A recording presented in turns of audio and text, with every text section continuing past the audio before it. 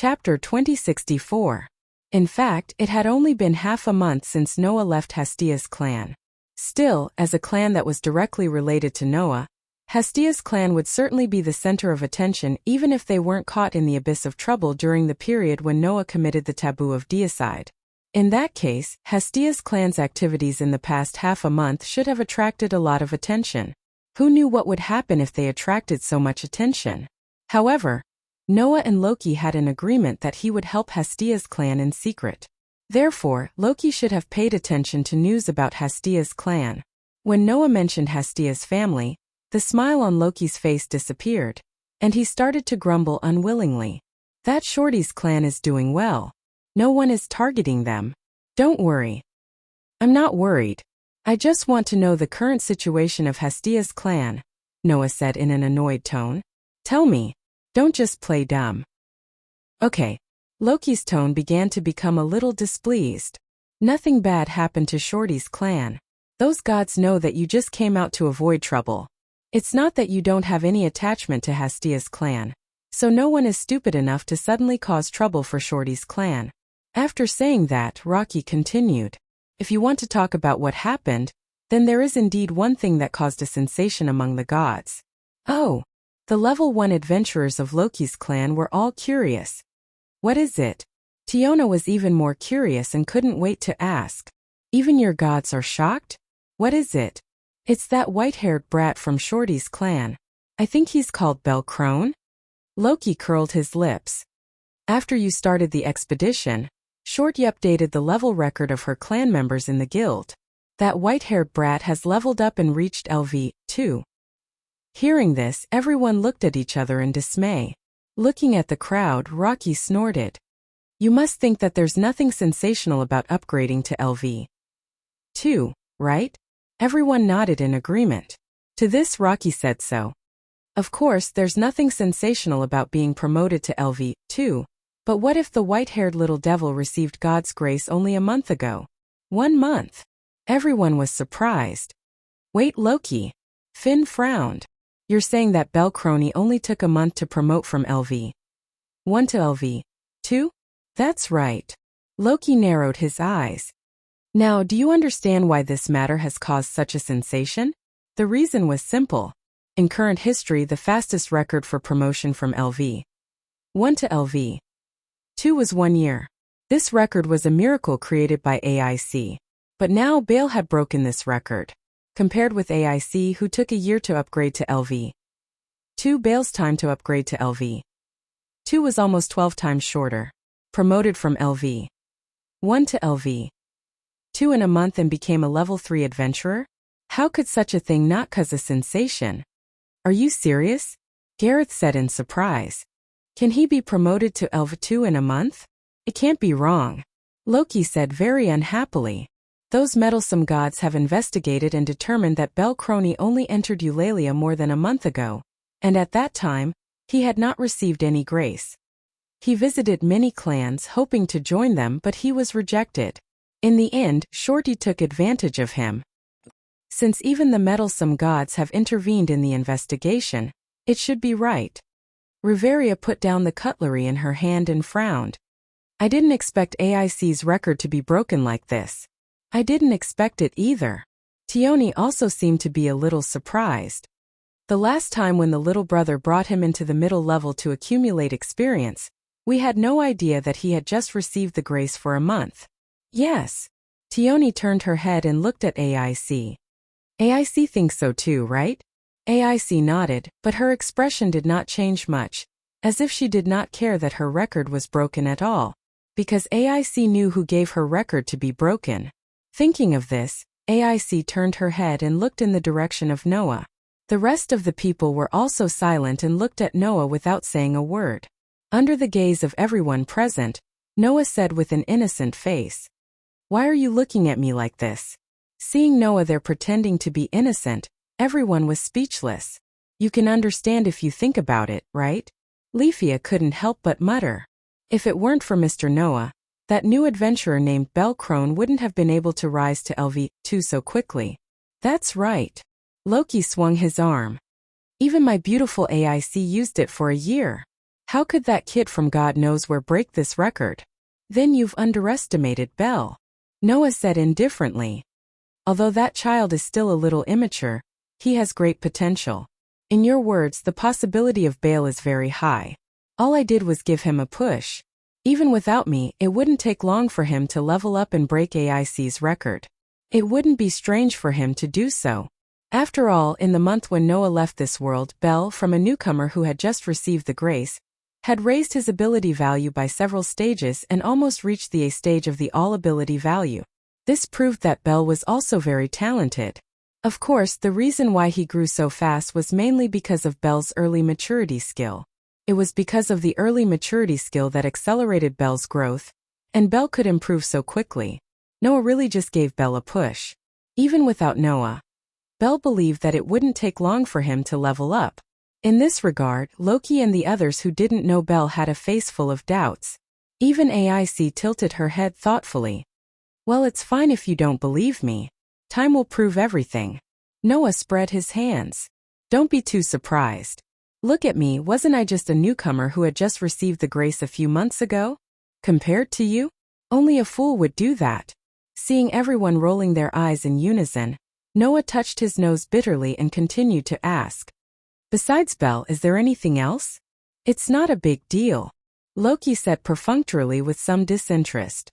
In addition to the white-haired brat leveling up, a newcomer joined Shorty's clan. It seems that it was because of you that the original member of Ista's clan was disbanded, but she's just a LV1 rookie. Her race is very interesting, a very rare foxman, and she's very cute.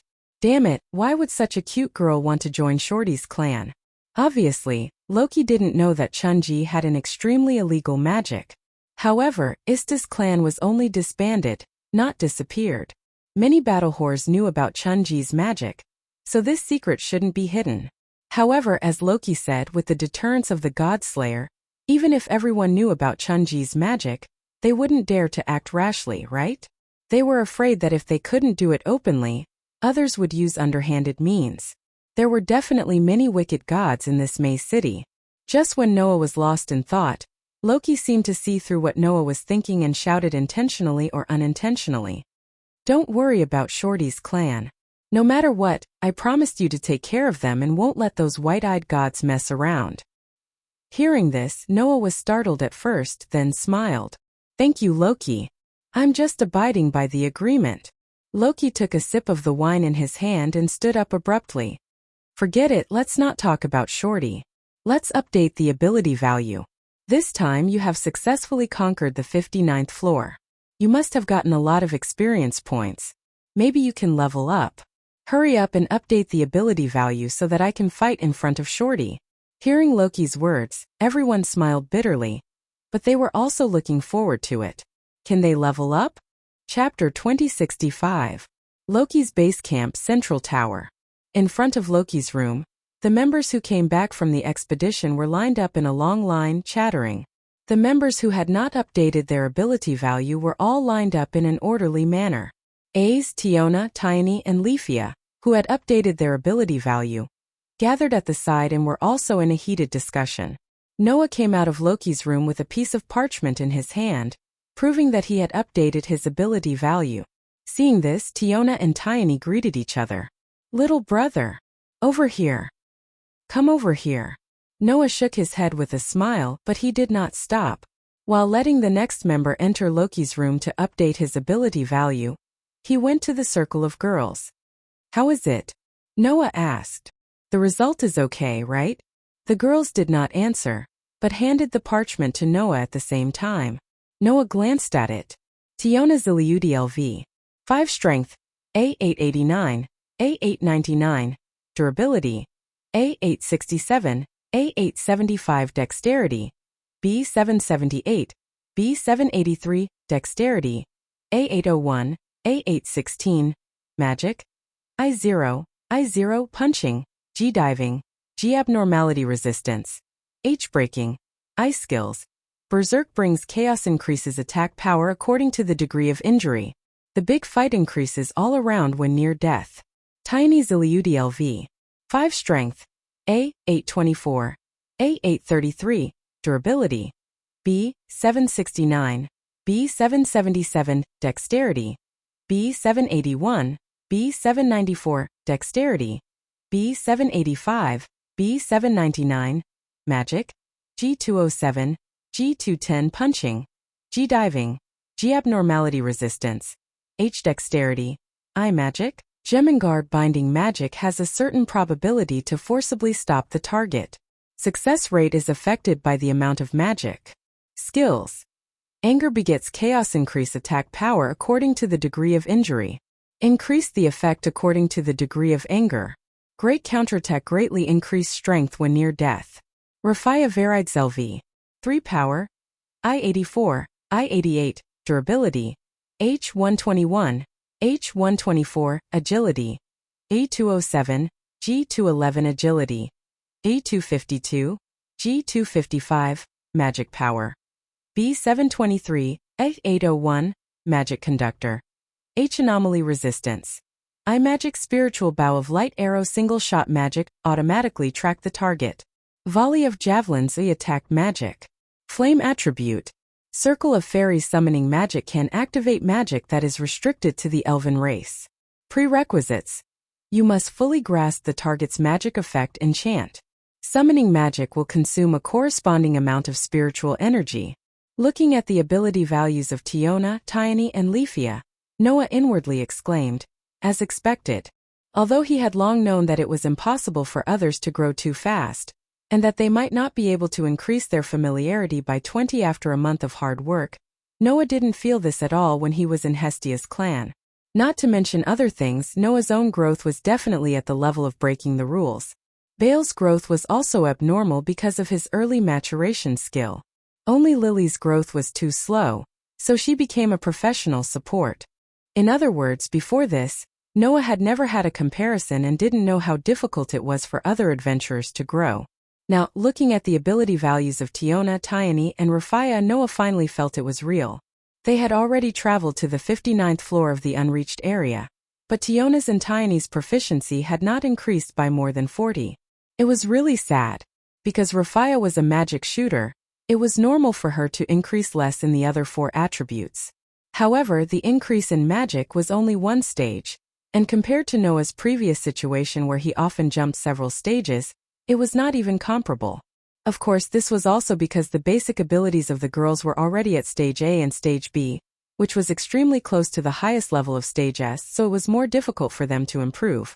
Compared to Tiona, Tiony, and Rafia, Ace, who had just reached LV 6 not long ago, had more proficiency.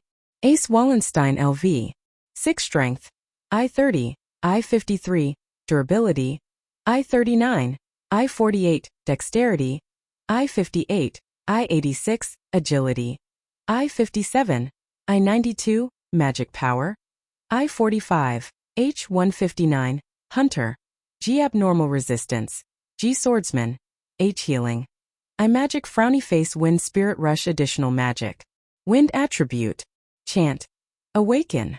The overall proficiency of all ability attributes increased by more than 200. This was already considered a very high growth.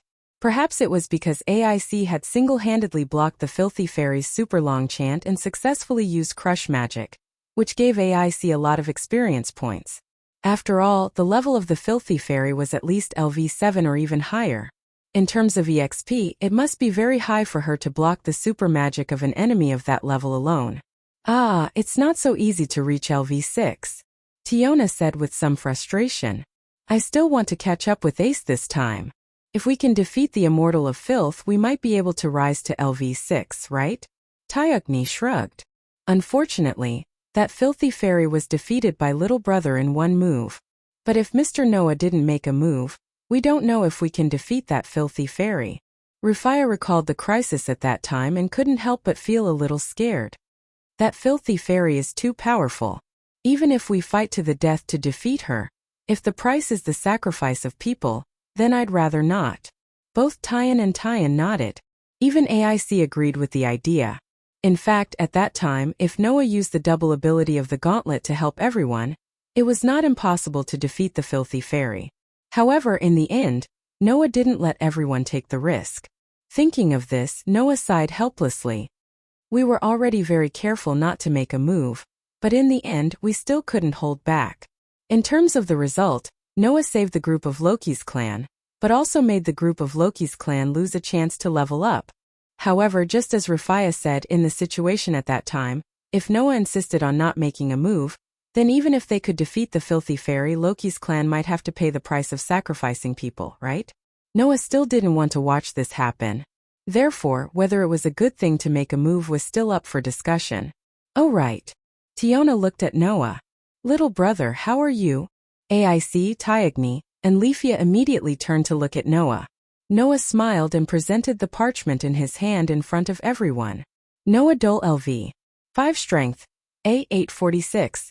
I0. Durability. A868. I0. Dexterity. A855. I0. Agility. A873. I0. Magic Power. A842. I0. Mystery. H Magic Guide. I Swordsman. I Shatter. I Magic Cannon Projectile Magic Extremely Malleable. According to the different chanting methods, the power and scale can be changed. Enhance Permanent Magic. Ability value is improved comprehensively.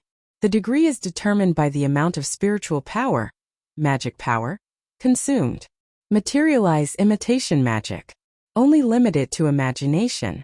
When the imagination is too weak, the power will decrease and there is a certain chance of failure. Skills Protection from the World. Permanent skill. Equal to luck. Events that have a direct relationship with luck will eventually lead to the most favorable result. Sure enough, he leveled up. Tiona, Tyani, and Rufia cried out at the same time. All the members in the queue turned their heads in astonishment. Leveled up? Is it Drake? I remember that Drake was already LV. For when he joined, right? In other words, Drake has leveled up to LV5. Really? Our clan tribe has another level 1 adventurer, Mantis. Such a clamor made Bert, who was in line, speechless. Finn, Riveria, and Gareth naturally heard the news because they took the initiative to stay at the back. Suddenly, the entire central tower became lively. Chapter 2066. In this labyrinth city known as the center of the world, there were very few people who could be promoted to level 5.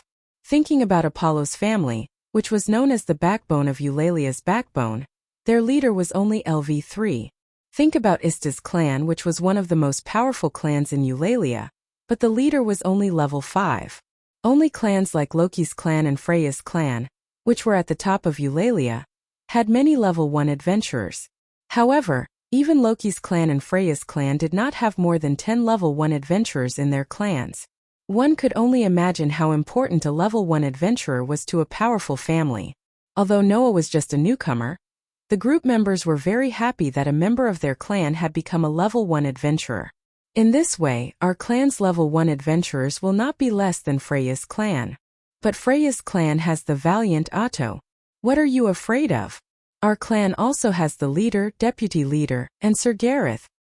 But if the leader, deputy leader, and Sir Gareth all go to deal with the valiant, then who will deal with those level 6 adventurers in Freya's clan? What are you afraid of? We still have Miss A's. Yes, Miss A's is the strongest swordswoman. When she was level 5, she was much stronger than other level 5 adventurers. Now that she has reached level 6, it's more than enough to deal with 1 or 2 level 6 adventurers. I still think it's a little dangerous. All the members of Loki's clan thus lined up and discussed animatedly. In this regard, Finn, Riveria, and Gareth looked at each other. Sure enough, Gareth said with a sigh. Even the members of our own clan will compete with Freya's clan. It's understandable, isn't it? Riveria said matter-of-factly. The two clans have been taken out for a long time, so of course it will become like this. That's why we have to be careful. Finn turned his gaze to Noah, who was surrounded by a group of girls, and narrowed his eyes slightly. The fact that Noah has joined our clan probably can't be hidden from that beautiful goddess. Perhaps the conflict between the two clans has really reached a critical point. As the leader of the clan tribe, when others were happy, Finn and the others had to keep their eyes open and be vigilant in times of peace. Otherwise, an accident might happen at any time and cause Loki's clan to fall from the altar. The girls who didn't know that Finn, Riveria, and Gareth were thinking so far ahead were still surrounding Noah and shouting, "Damn it! Tiona hugged her own head with an incredulous expression. Not only did I not manage to catch up with AIC, but I was also caught up by little brother. I can't accept this. Just give up. Comparing yourself to him is a foolish thing to do, Tiona sighed. LV. One who received a favor a few months ago suddenly became a LV5 first-level adventurer. This is absolutely incomparable. Ahahaha. Leafia laughed dryly as well. Only AIC looked at Noah with eyes full of envy. It would be great if she could have such a growth rate. Because of the excitement and enthusiasm of the party members, Noah, who was laughing in spite of himself, clearly noticed AIC's behavior, and his heart suddenly moved. Right, I still have to carry out the decision I made when I returned yesterday. Just as such a thought flashed through Noah's mind, the door to Loki's room was opened. Behind the party member who was holding a piece of parchment and had just finished updating his ability value. His face was full of happiness, and it was obvious that he had made good progress. Loki twisted his arm and complained with an aching back. As expected, there are too many people. We're tired too. Let's take a break for now. The long line of clan members let out dissatisfied cries, but were ignored by the capricious main god. However, Noah felt that Loki had come out at the right time. Hey Loki! Noah spoke to the goddess whose back was aching. Do you have money there? What are you doing? Loki immediately covered his pocket with a vigilant expression. This is the little money I have for wine. Who are you trying to fool? Tiona directly exposed Loki's lie. You're always taking money out of the treasury to buy alcohol when you have nothing better to do. The leader even complained about it last time. It's true this time, Loki said with a wronged expression. Because of the purchase of supplies and equipment for the expedition, our finances are seriously in the red. For the past half a month, I've been scrimping and saving to save this bit of money for wine. Speaking of which, we haven't sold the things we obtained when we returned from the expedition, right? Tiona's eyes began to light up. I wonder if there's any extra bonus? In Loki's clan, after the harvest from every expedition was sold, except for the consumption needed for the operation of the clan and the inventory needed for emergencies, if there was any remaining, it would be taken out to the members of the clan as dividends. According to the contribution made in the dungeon during the expedition and the amount of harvest obtained, the bonus would be different every time. And these bonuses were the main pocket money of the members of Loki's clan. This money was needed to pay for personal equipment and other expenses. Of course, the necessary expenses during the expedition were provided by the clan tribe. For example, this time almost all the level 1 adventurers had received undying attribute weapons prepared by the clan, and the clan would also be responsible for paying for the equipment needed during the expedition. Of course, if there was no surplus after deducting the clan's operation expenses, or if there was too little left, then the bonus would naturally be gone. This time Mr. Noah's gift card provided a lot of convenience, so we didn't have to worry about not being able to bring back the spoils. And we also successfully conquered the 59th floor, so there's a lot to be gained. Rufia seemed to be looking forward to it. There should be a bonus, right? There is. Gareth walked over and directly announced. Although there are no statistics and our expedition this time has caused a serious deficit in the clan, but even if we deduct this part, we still have a lot to gain. I did a rough calculation. After deducting the necessary expenses, even the basic members can get about a few 100,000 Varus. Revelia also gave an excellent piece of news. As for us who were chosen to be part of the expedition team, according to individual contribution, Rufia, who has the lowest score, can get a bonus of 10 million Varus. That much? Rufia was shocked. Then who has the highest score? Tiona quickly asked. How much did they get? The highest score is Draeger and Ace, Finn said. Although Draeger wasn't very active during the expedition, he saved Rufia and killed the cannon dragon on the 58th floor with Ace, which relieved a lot of the team's burden. He also killed the most threatening fairy of filth and enhanced our strength, so his contribution was the highest. Ace also helped us block the deadly super long chant spell, and killed the most monsters along the way. With that, Finn gave a figure. Based on rough estimation, Draeger and Ace will get a bonus of nearly 100 million Varus. Close to 100 million. Everyone present exclaimed in surprise. Even AIC widened her eyes in disbelief. No way. That's enough to buy the Tier 1 equipment of Hephaestus clan. Loki exclaimed. Drager AIC, you have to treat us this time. We'll talk about that after we get the bonus. Noah was unmoved, and extended his hand to Loki. Lend me the money you have, and I'll return you double the bonus later. You said it. Loki immediately removed his vigilance, and quickly took out his money pouch and stuffed it into Noah's hand. Alright, what are you going to do with the money? Is there anything you want to buy? I'll decide when we get to the streets. Noah accepted the money pouch with satisfaction, and then looked at Ace. Girl, you're fine today, right? Ace was slightly startled, and after a moment of hesitation she nodded. Seeing this, Noah smiled faintly and said, If that's the case, let's go on a date. When this sentence resounded throughout the entire corridor, all sound disappeared. Tiona, and Rafia were stunned. Finn, Reveria, and Gareth stood up in shock. Loki and Bert's expressions froze. The rest of the party members also widened their eyes. As for Ace, she blinked and didn't react for a long time. Chapter 2067. Silence.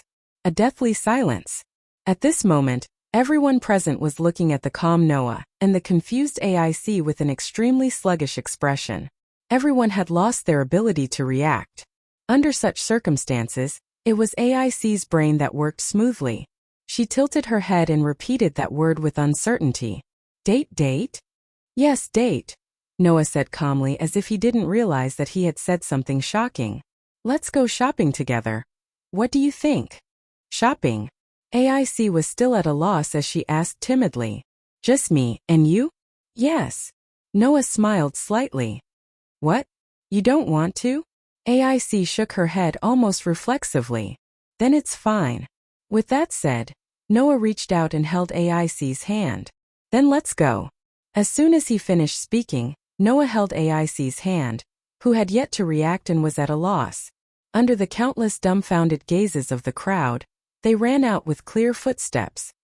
Give. Rocky stared blankly at the scene. After a long time, his lips trembled, his body trembled, and he screamed like a mad beast. Stop right there. Amid his yelling, Rocky chased after them with a crazed look on his face. Ah! Oh! After half a second, Rafia and Bert let out frenzied yells and chased after them without hesitation. The rest of the members looked at each other. After a moment of silence, they suddenly burst into an uproar. Tyan yelled in a flustered manner. Lil Bro is going on a date with AIC. A date? I know. I heard it. Tioni's voice also rose as he fell into an indescribable confusion and excitement. Quick! Let's chase after them too. The Amazon sisters rushed out with extremely high emotions. As for the three leaders Finn, Reveria, and Gareth, they were in a rare daze. After they reacted, they looked at each other. Really? Gareth seemed to be in disbelief. AIC is going on a date with a man? Reveria seemed to be completely unable to connect the words AIC and date together. She didn't know how to react. This is truly an unexpected development. Finn sighed with emotion and then fell silent. The three leaders looked at each other. Finally, they rushed out with great tacit understanding. Witnessing this scene, the members of Rocky's excitement were all in an uproar. Miss AIC is going on a date? Miss AIC, who is also known to be a warrior, is going on a date? Miss AIC who has only been interested in dungeons, is going on a date. What's more with a newcomer? To talk to a newcomer. With an ordinary-looking newcomer who joined less than a month ago. The faces of the male and female members of Rocky's clan were all twisted. Although in the eyes of outsiders, AIC was a madman who only cared about fighting, in the eyes of her clan members, she was a recognized idol. She was beautiful, at least in appearance, very aloof, in fact it was just natural, and did not show any emotion to any man, just not good at expressing feelings. Such a AIC was like a little princess in Rocky's clan. Now, a newcomer who had just joined less than a month dared to take their little princess on a date? That's crazy. Not allowed. Chase! A group of Rocky's clan members all went berserk. Thus, on this day, the base camp of Rocky's clan was empty, and no one stayed behind. Everyone rushed out of the base camp with a ferocious look, and even rushed directly into the streets, frightening all of Eulalie's clan members. The people who thought that Loki's clan, one of the strongest clans in the city, had come out in full force to attack a hostile clan were all frightened. They desperately prayed that the unlucky person was not them. As a result, even the guilds were alarmed, and each of them thought that Rocky's clan was going to attack a rival clan, and the whole of Eulalie was in chaos. Under such circumstances, even a certain beauty living on the top floor of the Tower of Babel was frightened. Could it be that one of the members in this expedition has reached LV7, and Rocky is going to make trouble for me? In fact, it was not only Freya who thought so, but even Otto thought so too. Otto went straight back to Freya's clan base, and gathered all the level 1 adventurers to stay in the base, ready to fight Rocky's clan at any time. But who would have thought that? The reason why Loki's clan came out in full force was because the little princess of the clan had been abducted, kidnapped by Noah. If Freya knew about this, she would probably turn around and attack Rocky's clan instead. After all, her sweetheart was dating another girl, and this reason was enough to make the beauty, who had long been in love with Noah, go crazy with jealousy. The base camp of Rocky's clan was at the northernmost end of the city. Of course, among the 8 streets of Eulalie, the closest one to Rocky's clan base camp was undoubtedly the North Street. This street was different from the Northwest Street, where the guilds were located and often full of adventurers, so it was called the Adventurers' Street. It was mainly a commercial street. Because it was also relatively close to the guilds, many related members of the guilds also lived here. In this area of the North Street, the clothing industry was quite famous. Because of the great difference in the value of clothing between the races, the clothing industry was quite popular in a city like Eulalie, which was called the center of the world. For example, the dwarfs, even if they were adults, because of their small size, their clothing could not be too big. For example, the dwarfs, although short, were broad and strong. In the human world, there was no suitable clothing at all without special customization. The elves preferred conservative clothing that was pure, and did not expose too much skin. The Amazon was more open and naturally liked to expose a little.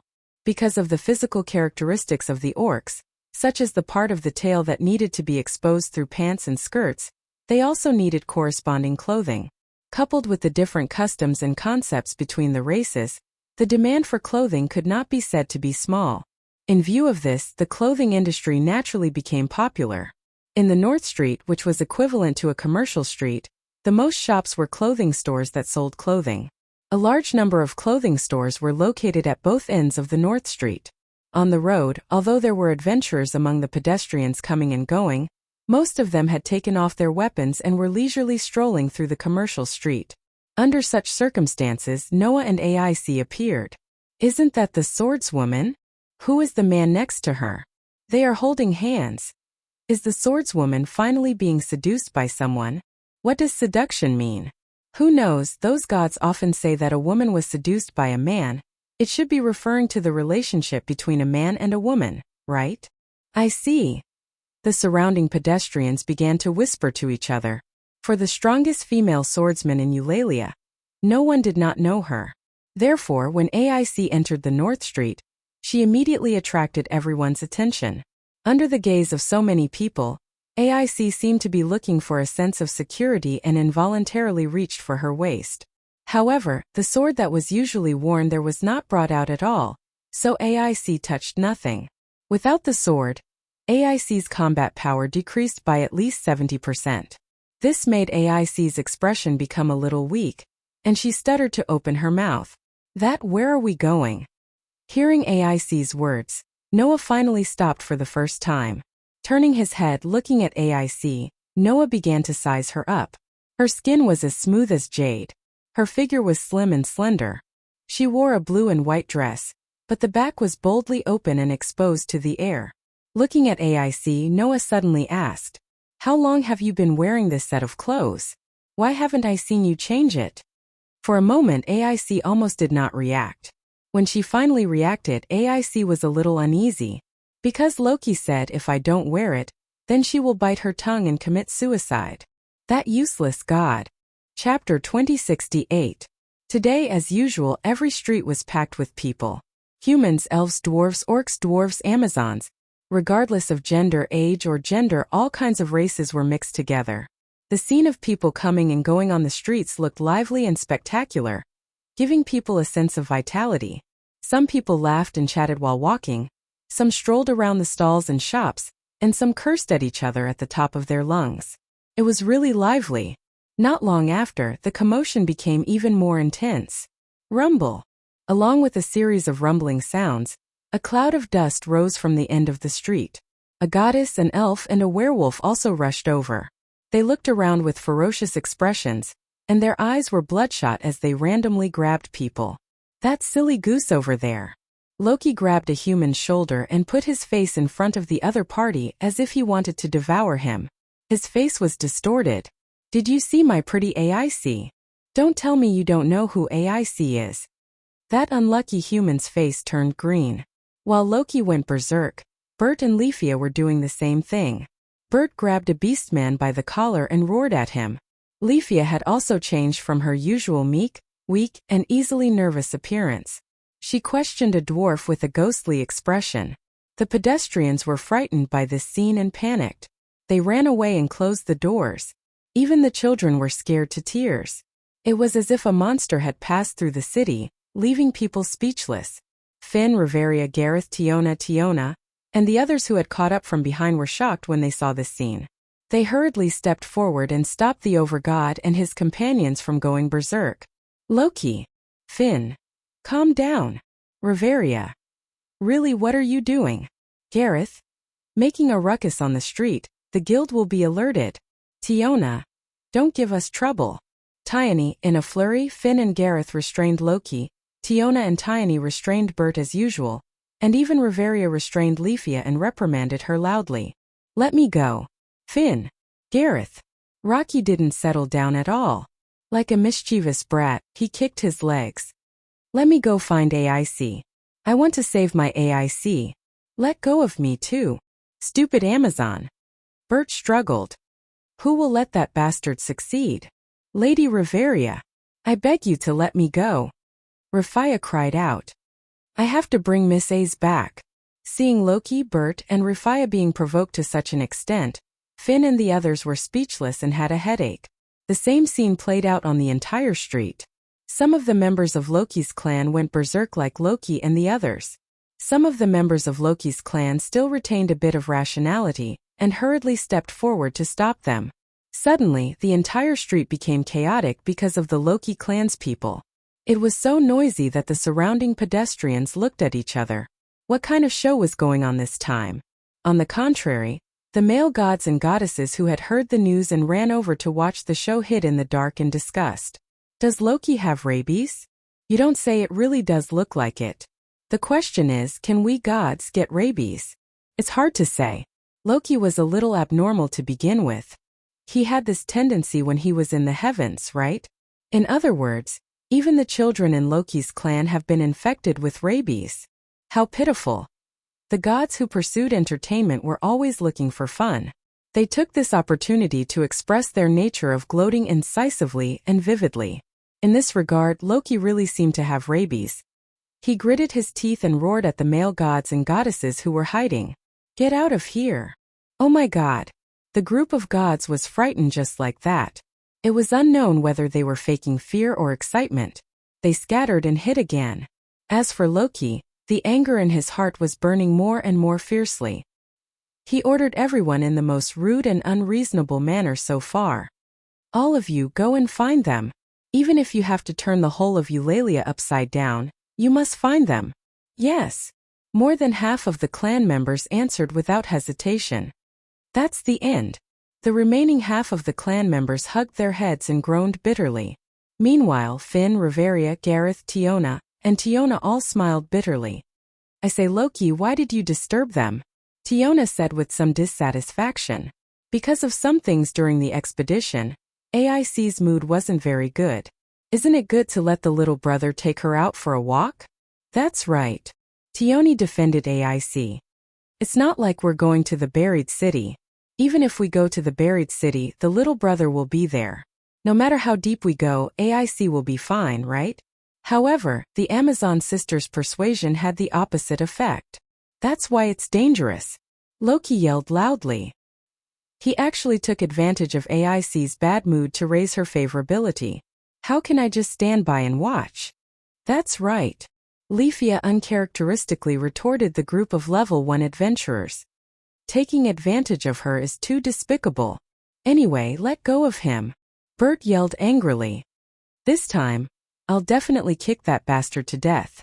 Everyone was speechless when they saw that Loki, Leafia, and Bert had not calmed down at all and were instead getting more and more agitated. It's not that I don't understand your feelings, but I feel that even if you ruin AIC's date, it'll be futile. Finn narrowed his eyes. Anyway, AIC already has a good impression of that man, right? Why not take advantage of this opportunity to let AIC enjoy things outside of the buried city? I feel the same way, Gareth agreed. Even the mother, Riveria, didn't say anything. Don't stir up trouble. Who's the mother? Riveria frowned, but the corners of her mouth relaxed. However, if we leave AIC alone, that child will unknowingly enter the buried city and act rashly. Rather than that, it's better to let Noah get along with her. Perhaps AIC can really change. The words of the three leaders were not without reason. Unfortunately, Loki was no longer listening to them. Even if there's going to be a change, I'll be the one to change AIC. Loki made a big fuss. That little bastard wants to steal my AIC? No way, go and find her. The group of adventurers from Loki's clan were helpless against the main god, who had completely lost his mind. In the end, they were forced to split up and look for her. However, the unbridled conversation of the people of Loki's clan was eavesdropped by the gods who were secretly hiding on the side. Did you hear that? Yes. What did you hear? Our swordswoman has been flirted with. In a relative silence after a while, the gods raised their heads and showed a smile. That smile was emotionless. It must be said here that AIC was very popular among the gods. Not to mention the goddesses among the male gods. AIC was even once advocated to be given the title of the god's wife. In the end, this shameful title was lost because Loki dragged out the gods who advocated it and beat them half to death. However, from this point alone, one could see how popular AIC was among the gods. At this moment, the male gods were all blinded by jealousy. At this moment, the goddesses were all filled with gossip. Find. Coincidentally, all the gods squeezed out this word from their throats. Then, the commotion of the gods that caused a sensation in Eulalia began. Noah, who did not know that his actions had caused an uproar in Eulalia, was at this moment in a women's clothing store, looking at the women's clothing around him while waiting for something. Not long after, a somewhat awkward voice sounded. I'm done changing. Hearing this, Noah almost subconsciously looked over, and immediately his eyes lit up. Chapter 2069. It was only at this moment that Noah understood why AIC was treated like a little princess in Loki's family. It wasn't because AIC was of noble birth, nor was it because Loki doted on AIC. It was because AIC's condition was too good. If the usual AIC gave people the impression of a warrior with a threatening sword aura, then now she was a delicate young lady. The dress with a large opening at the back had disappeared and was replaced by a set of ordinary but very cute casual clothes. The upper part was a white blouse. The lower part was a golden pleated skirt. She wore a pair of high boots. Her waist-length golden hair hung down along her spine. The blonde girl walked out of the fitting room like this. Her face was slightly red and awkward, as if she was not used to her current outfit. At first glance, she looked like a young lady who had just walked out of her boudoir and was ignorant of the world. She only changed her clothes and did not even dress up, but the feeling AIC gave people had completely changed. Oh. Noah looked around AIC curiously, sizing her up and praising her. Not bad. Is it? AIC still seemed to be a little uncomfortable and looked embarrassed. I don't suit this kind of outfit. Who said so? I said it's very suitable. Noah immediately retorted and took a red handbag from the shelf at the side and hung it on one of AIC's shoulders. Moreover, this is more suitable. It was indeed more suitable. The young lady who used to only wear a sword on her waist was now wearing a small bag with a long strap on one shoulder. Her temperament had completely changed. Now, even if he told those who did not know the swordswoman that AIC was not an adventurer, But a weak young lady who needed protection, no one would doubt it. Very good, this is it. Noah was satisfied. He took out his money bag and threw a few gold coins on the counter at the side and said to the shop owner who was looking at AIC in a daze. It should be enough. I don't want the old one, I'll give it to you. Hang it in the shop and tell the customers that it was worn by the swordswoman, and your shop will become famous. After saying that, Noah held AIC's hand and walked out of the shop. AIC didn't react at all. When Noah and AIC walked out of the shop, before they could say a word, a person on the street in front of them shouted, "Found it!" The voice was abrupt and sharp, causing the surrounding gazes to gather on Noah and AIC, who walked out of the shop. The two of them were immediately startled. They raised their heads and looked towards the source of the voice. Then they jumped in fright. On the street in front of them was a group of murderous people. Found the swordswoman. That's the gigolo that the core gods were talking about, right? Charge.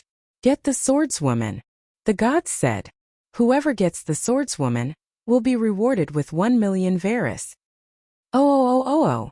The group of people rushed over with red eyes, causing AIC to put her hand on her waist out of reflex. Of course, this time he found nothing. At that moment, AIC was stunned. While AIC was stunned, Noah held AIC's hand and ran without hesitation. Seeing this, the crowd that was charging over started shouting again. They ran away. Chase after them. Although these people were not members of Loki's clan, they were all people who were willfully sent out by the red-eyed gods to search for Noah and AIC's traces. Therefore, among these people, there were members of almost every clan, and they all chased after them excitedly. From the looks of it, in order to find Noah and AIC, the gods had put in a lot of effort. At this moment, AIC, who was being held by Noah, finally reacted. She kept up with them without blushing and panting, and spoke in surprise. What happened? Who knows? Noah did not turn his head and continued to run forward. Although I don't know what happened, but it must have something to do with Loki that caused this to happen. This sentence was inexplicably persuasive. At least AIC believed it immediately. Then, AIC did not understand and said as she ran, "Why do we have to run?" "Because I have a place I want to bring you to." Noah said this and then turned his head. He did not slow down, but there was a faint smile on his face. "I remember when I first came to our alley, I accidentally fell into the bathing place of the goddesses. As a result, I was chased all over the streets, including you. This time, accompany me to experience the feeling of being chased." Upon hearing this, AIC could not help but recall the incident at that time. At that time, AIC was still the swordswoman who only had battle in her eyes. Other than the desire to become stronger, there was nothing else in her heart. But because of that, when she first met Noah, perhaps AIC was attracted to Noah. Because Noah was very powerful. A nameless person who had never even heard of, let alone seen, suddenly barged into AIC's life and fought with her. In the beginning, AIC did not take this matter to heart at all. She only followed the Overgod's order to catch the peeping Tom. However, in the face of Aeth, who was known as the strongest swordswoman in Eulalia, not only did Noah display unimaginable strength, but Aeth also got serious, unsheathed her sword, cast spells, and forced Aeth to retreat in a domineering manner and escape without a trace. After that, when she met Noah again, Noah took out a mysterious method that surprised AIC. It was as if there was no limit to him, and he showed a powerful strength again and again. That strength deeply attracted AIC. However, when AIC only paid attention to Noah's strength, Noah showed his gentle side in some unexpected places. In order to tell AIC what the true meaning of power was, Noah lent the golden-haired girl the noble phantasm, allowing the girl to kill the LV. Sixth-floor owner alone and advance to a higher realm. In order to fulfill AIC's wish, Noah did not hesitate to teach the precious crushing magic, so that AIC could obtain a more terrifying strength than the powerful magic from the fairy bloodline. Then when AIC was frustrated because she could not master the crushing magic, Noah would touch her head. Then when AIC was confused because of her bloodline, Noah would talk to her. Undoubtedly, they had only known each other for a few months, but this incredible man had occupied a place in the heart of the girl who only wanted to become stronger since she was young. And the reason why all of this started was because of the chase a few months ago. The encounter in the maze city with the underground city. Who? So fast. Indeed. Level 1 adventurer. That swordswoman is fine, but why does that gigolo have such good leg strength and physical strength? Gradually, the voice of the pursuer behind him became weaker and weaker, and farther away. AIC could not hear those voices at all. She just looked at Noah, who was holding her hand and running in front of her, exposing his broad back to her. Her heart gradually became turbulent. She still remembered that before this, she had always been moving forward alone, and there had never been a person who led her like this. She still remembered that before this, she only held a cold weapon in her hand, and there had never been a person who led her like this. She still remembered that before this, what she saw was not a broad back, but the bodies of monsters and bloodstains.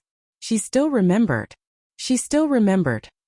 Undoubtedly, her heart was not as fragile as it was at this moment, so easy to beat very hard. Once AIC also longed for heroes. Of course, as a real hero, AIC longed for her father the most. However, at that time her father told the young AIC that, "I'm not your hero." Yes, her father was not her hero. Because I already have your mother. Therefore, her father was her mother's hero. As for your hero, he will appear in your world sooner or later. Grasping Noah's hand tightly, Ace murmured, "Don't worry. You are my hero." Chapter 2070. As the whole of Eulalia fell into chaos due to the capriciousness of the gods, the sun began to set, allowing dusk to descend upon this world. The city wall that surrounded the whole of Eulalia emitted a strong sense of presence, its shadow gradually elongating under the light of the setting sun, giving off a heavy feeling. Under such circumstances, Noah held AIC's hand and jogged all the way out of the alley, arriving at the huge city wall. Noah and AIC, who had been chased by almost all of Eulalia's minions and had been on the run for an entire day, did not have a single drop of sweat on their faces. "All right." Noah let go of AIC's hand and turned his arm. "We won't be caught if we reach here, right?" "Ah." AIC let out a soft sound, looking at her hand that was let go. A sense of loss welled up in her heart. However, AIC was not good at expressing her feelings, so she naturally did not notice the slight fluctuation in her heart. Hence, AIC resisted the sense of loss and looked at the huge city wall in front of her, tilting her head in confusion. "Why are we here? Didn't I say? I'll bring you to a place." Noah pointed at the city wall in front of them. "That place is just outside of Eulalia." "Outside?" AIC was stunned, somewhat unsure of herself as she spoke. "We are going out." "Yes." Noah nodded in a matter-of-fact manner. "Is there a problem?" "Of course there is." Eulalia was not a place that could be entered and exited as one wished. Because of the dungeon, it was the most prosperous city in the world. There was no comparison. That was why it was hailed as the center of the world. Only the underground city had magic stone products, which were circulated all over the world from here, allowing the guilds that monopolized the magic stone industry to become rich. The endless monsters in the underground city could provide a large amount of experience points to the adventurers, causing the adventurers in Eulalia to have a higher level than other places. In the world, Eulalia was a city that stood at the peak of the world. Because of this, it was very difficult for the adventurers and the main gods of the faction to leave this place. For example, if the adventurers who had trained in the dungeon were to leave Eulalia and become enemies with the dungeon, wouldn't Eulalia be raising a bunch of ingrates? Furthermore, only Eulalia could produce magic stone products. After the magic stone products were distributed to the entire world, the amount of wealth accumulated was simply unimaginable. In fact, many people had been drooling over this piece of fatty meat. In order to deal with the various existences from all over the world, Eulalia also needed to ensure that she had sufficient combat strength. Therefore, Eulalia was very strict with the management of people coming in and out.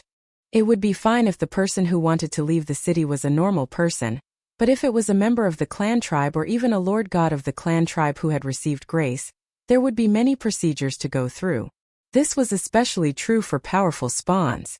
They had to go through the guild's strict inspection and complicated procedures before they could leave. Otherwise, it would be impossible for him to leave Olai as he pleased. Of course, it was almost impossible for an existence like AIC to leave Olai without permission. After all, AIC was already a level 1 adventurer at LV6. In this world where the highest level was LV7, and there was only one level 1 adventurer in the entire Orly world, her combat power was definitely at the top.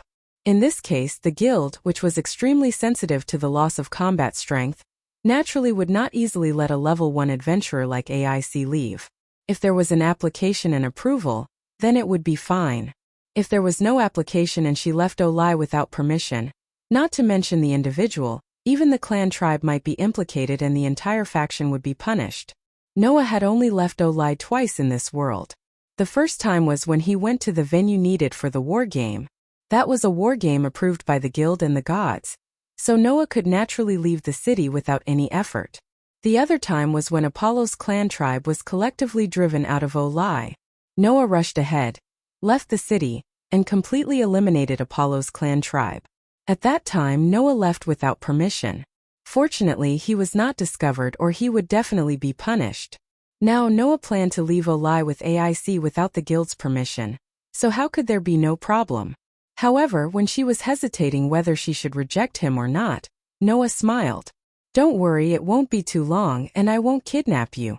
With that said, Noah took out a pendant from his pocket. "Here." Noah handed the pendant to AIC. "Put this on." AIC's eyes looked up. It was a pendant with a pair of wings.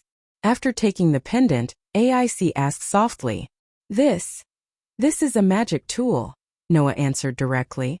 "It contains magic that allows the wearer to fly. After you put it on, just silently say 'fly' and it will be fine." This pendant, before Noah developed the means to fly on its own, was a tool that Noah relied on to fly at high altitudes. In the world of Fairy's Tale, during the Great Demon Battle, Noah lent it to Gadjaloo. After Gadjaloo returned it to Noah, Noah kept it on the shelf without a chance to use it. Now Noah had a chance to take it out again. "Hurry up," Noah urged. "We have to go back before dark."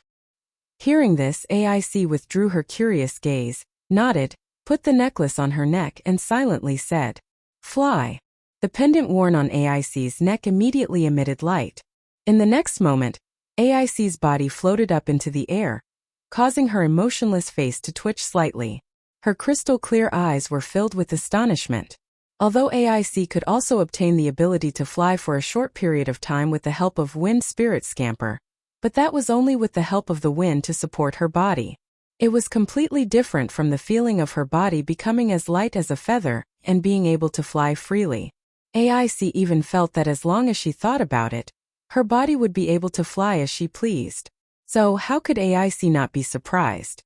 Looking at AIC like this, Noah smiled slightly and began to fluctuate magic power around his body. Suddenly, Noah's face gradually changed back to his original appearance. Sure enough, this appearance is more comfortable. Disguising my identity is too depressing. After stretching his waist, Noah's body began to float up into the air. He came to AIC's side and held her hand as he said this. AIC had a look of astonishment on her face. "Let's go." After saying this, Noah held AIC's hand and like a meteor, they soared into the sky and flew towards the horizon. The sun was setting in the west, and the night wind was about to arrive. The temperature in the air was also starting to drop, causing the cold wind to undulate back and forth in the air. AIC's flying speed was not very fast due to the help of a magic tool. However, with Noah leading her, her speed was greatly increased. The cold wind hit AIC's beautiful face, causing her to close her eyes slightly. However, after a while, Noah stopped flying and together with AIC floated in the air. In the next second, AIC heard it. "We're here." Hearing this, AIC subconsciously opened her eyes.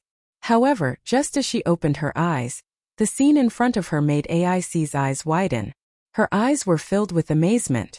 At this moment, what appeared in front of AIC was a boundless field of flowers. A huge field of flowers sat under a cliff, facing a vast forest. Almost all of the flowers in the field were sunflowers. Under the illumination of the setting sun, the sunflower field emitted a dazzling radiance. If one were to look down from the sky, the scene would be like the stars that adorned the earth. It was profound and beautiful. The cold wind blew through the field of flowers, causing the sunflowers to sway. It was a beautiful sight. This. AIC looked at Noah with extreme surprise. Meeting AIC's gaze, Noah's lips curled up. I found this place by accident. I didn't think much of it until today when I wanted to bring you out to relax. After saying this, Noah looked at the field of flowers and asked, Do you like it here? AIC nodded without any hesitation. Seeing this, Noah smiled again.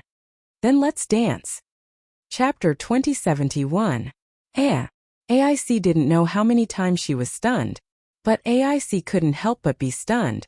Looking at the smiling Noah in front of her, AIC tilted her head. Her voice was full of surprise as if she was extremely suspicious of something. Dance. That's right, dance. Noah shrugged. I want you to spend today like a normal girl, and not as the swordswoman who only cares about fighting and becoming stronger. So, I thought of a lot of plans and finally thought of this place.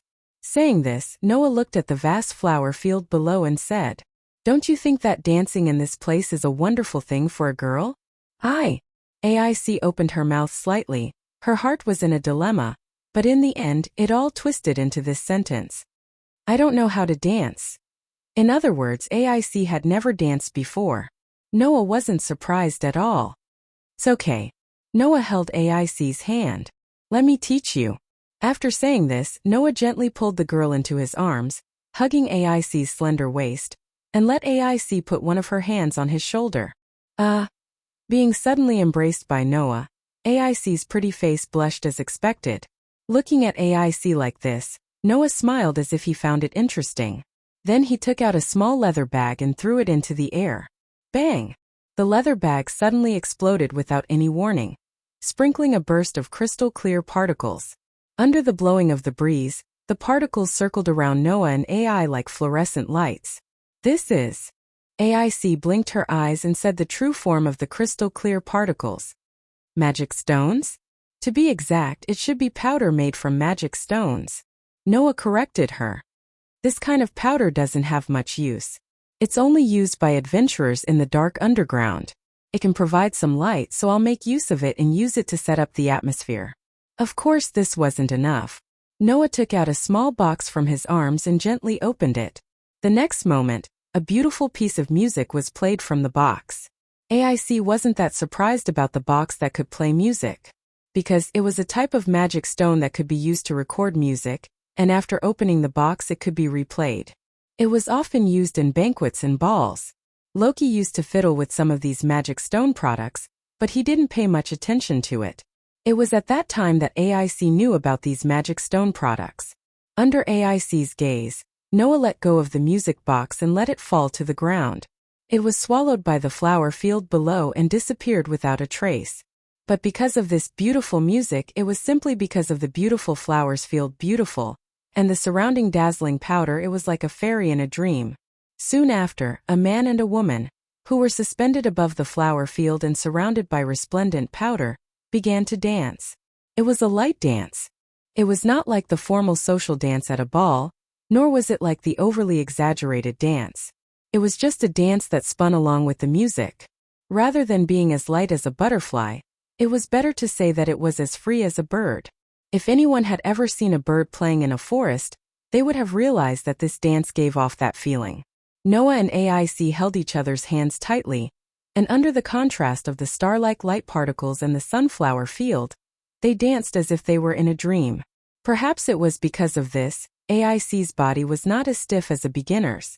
She used her LV6 adventurer's dexterity to the limit and danced under Noah's lead. The two pairs of deep, pitch-black eyes and crystal-clear eyes stared at each other while their bodies swayed with the wind. Sometimes they crossed. Sometimes they spun. Sometimes they chased. Sometimes they were close. The scene of a man and a woman dancing lightly and gracefully to the beautiful music and beautiful environment was believed to be the only thing that anyone who saw it would have. Breathtaking. If there was a so-called beauty in this world, then the scene in front of them was definitely worthy of this title.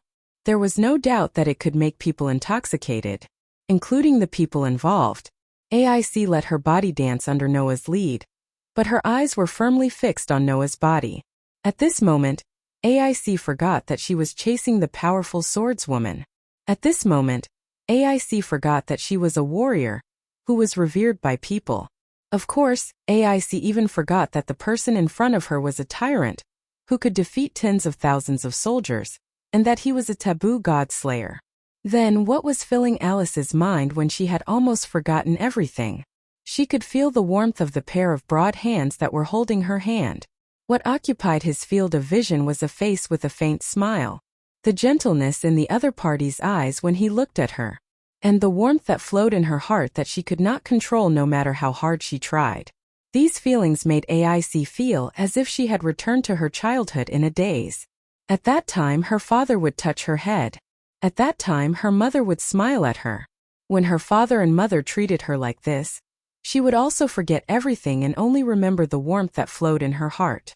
At that time, when faced with this warmth, what was her first reaction? When the memories of her childhood flooded her mind, the blonde girl's emotionless face finally changed. Then a voice drilled into AIC's ears.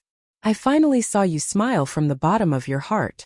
This voice woke up AIC, who felt as if she was in a dream. AIC, who woke up, stared blankly at Noah, who was looking at her. After a while, she whispered with uncertainty, "Did I smile?" "Yes, you smiled." Noah did not stop his dancing body. Under the beautiful music, he spun in the air with AIC. As he spun, he suddenly smiled. "Your smile is more beautiful than I've ever seen it before."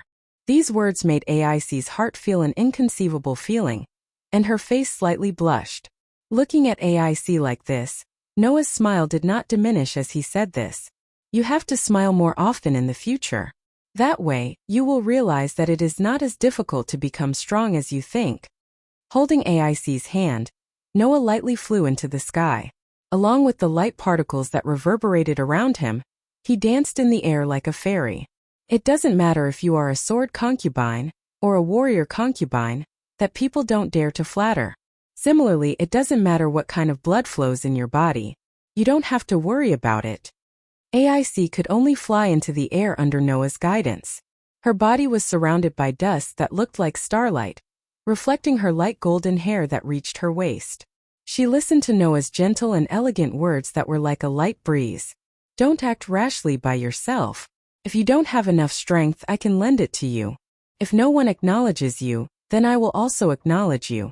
Even if you are the only one left in the world, don't forget that no matter what, I will not disappear." After saying this, Noah once again embraced AIC's delicate body. Under AIC's absent-minded gaze, he revealed an insufferably arrogant expression to the girl in front of him. "Who asked me to not hate you?" This sentence penetrated AIC's heart. AIC knew that ever since she returned from the underground city, her emotions had not been right. It was to the extent that she needed to vent her emotions through battle on the way back. If Noah did not forcefully bring AIC out today, then AIC would definitely do what Riveria said and enter the underground city alone and continue to use battle to numb herself. This way it would not take long for AIC to recover.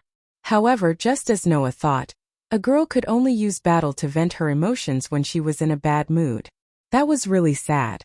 Therefore, Noah hoped to use this method to cheer AIC up. And Noah succeeded. At this moment, the darkness in AIC's heart was finally swept away.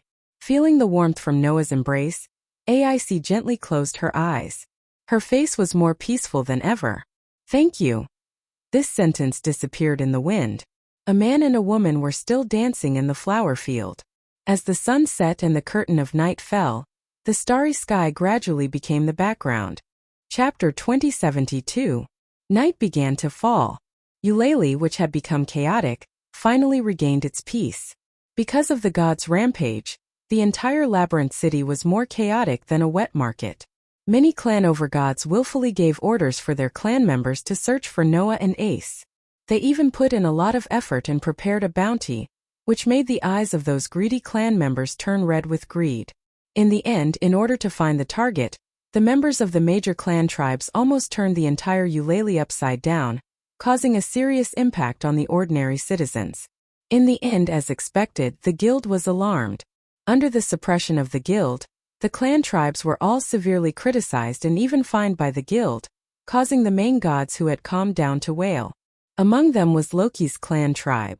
After all, Loki's clan tribe caused a much bigger ruckus than the other clans, and was also punished the most by the guild, paying hundreds of millions of Varus.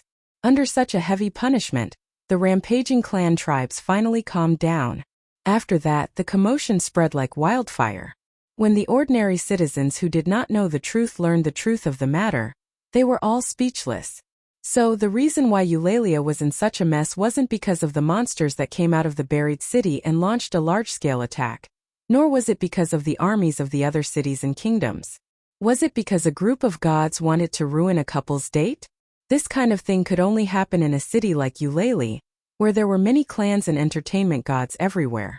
However, when they learned that one of the main characters of the date that the gods wanted to ruin was the swordswoman, many people were still shocked. The strongest female swordsman, known as the warrior concubine, actually went out on a date with the opposite sex. It was simply unbelievable. At least, when a certain white-haired young man who had been looking forward to seeing Aeth heard the news, he was shocked and then dejected for a whole day. He was comforted for a long time by the clan's young goddesses, dwarves and vulperins, but there was no improvement. As for Loki, he was even more furious. After all, many people claimed to have witnessed Noah and Aic holding hands intimately on the streets. While they were shopping, they even walked into a clothing store. Therefore, Loki's sabotage didn't succeed at all. The evil god drank several bottles of wine, but it didn't get rid of the depression in his heart. If possible, Rocky really wanted to rush into the streets and cause a ruckus. He wanted to find Noah and Aic even if he had to die. However, because of this obsession, when the guild was alarmed, not only did Loki not stop, but he also became more and more ferocious, causing the enraged guild to ban all of Loki's family members from leaving the streets for the rest of the day.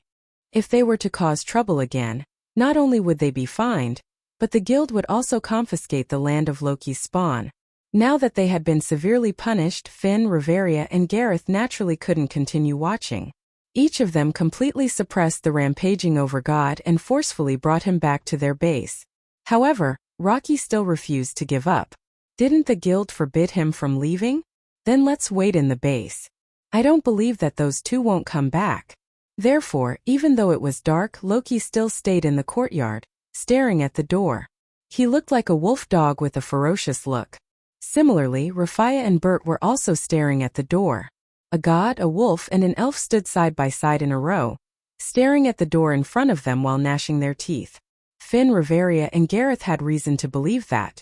Once Noah and Aic returned, the three people in front of them would immediately pounce on them, bite the man to death, and then entangle the woman.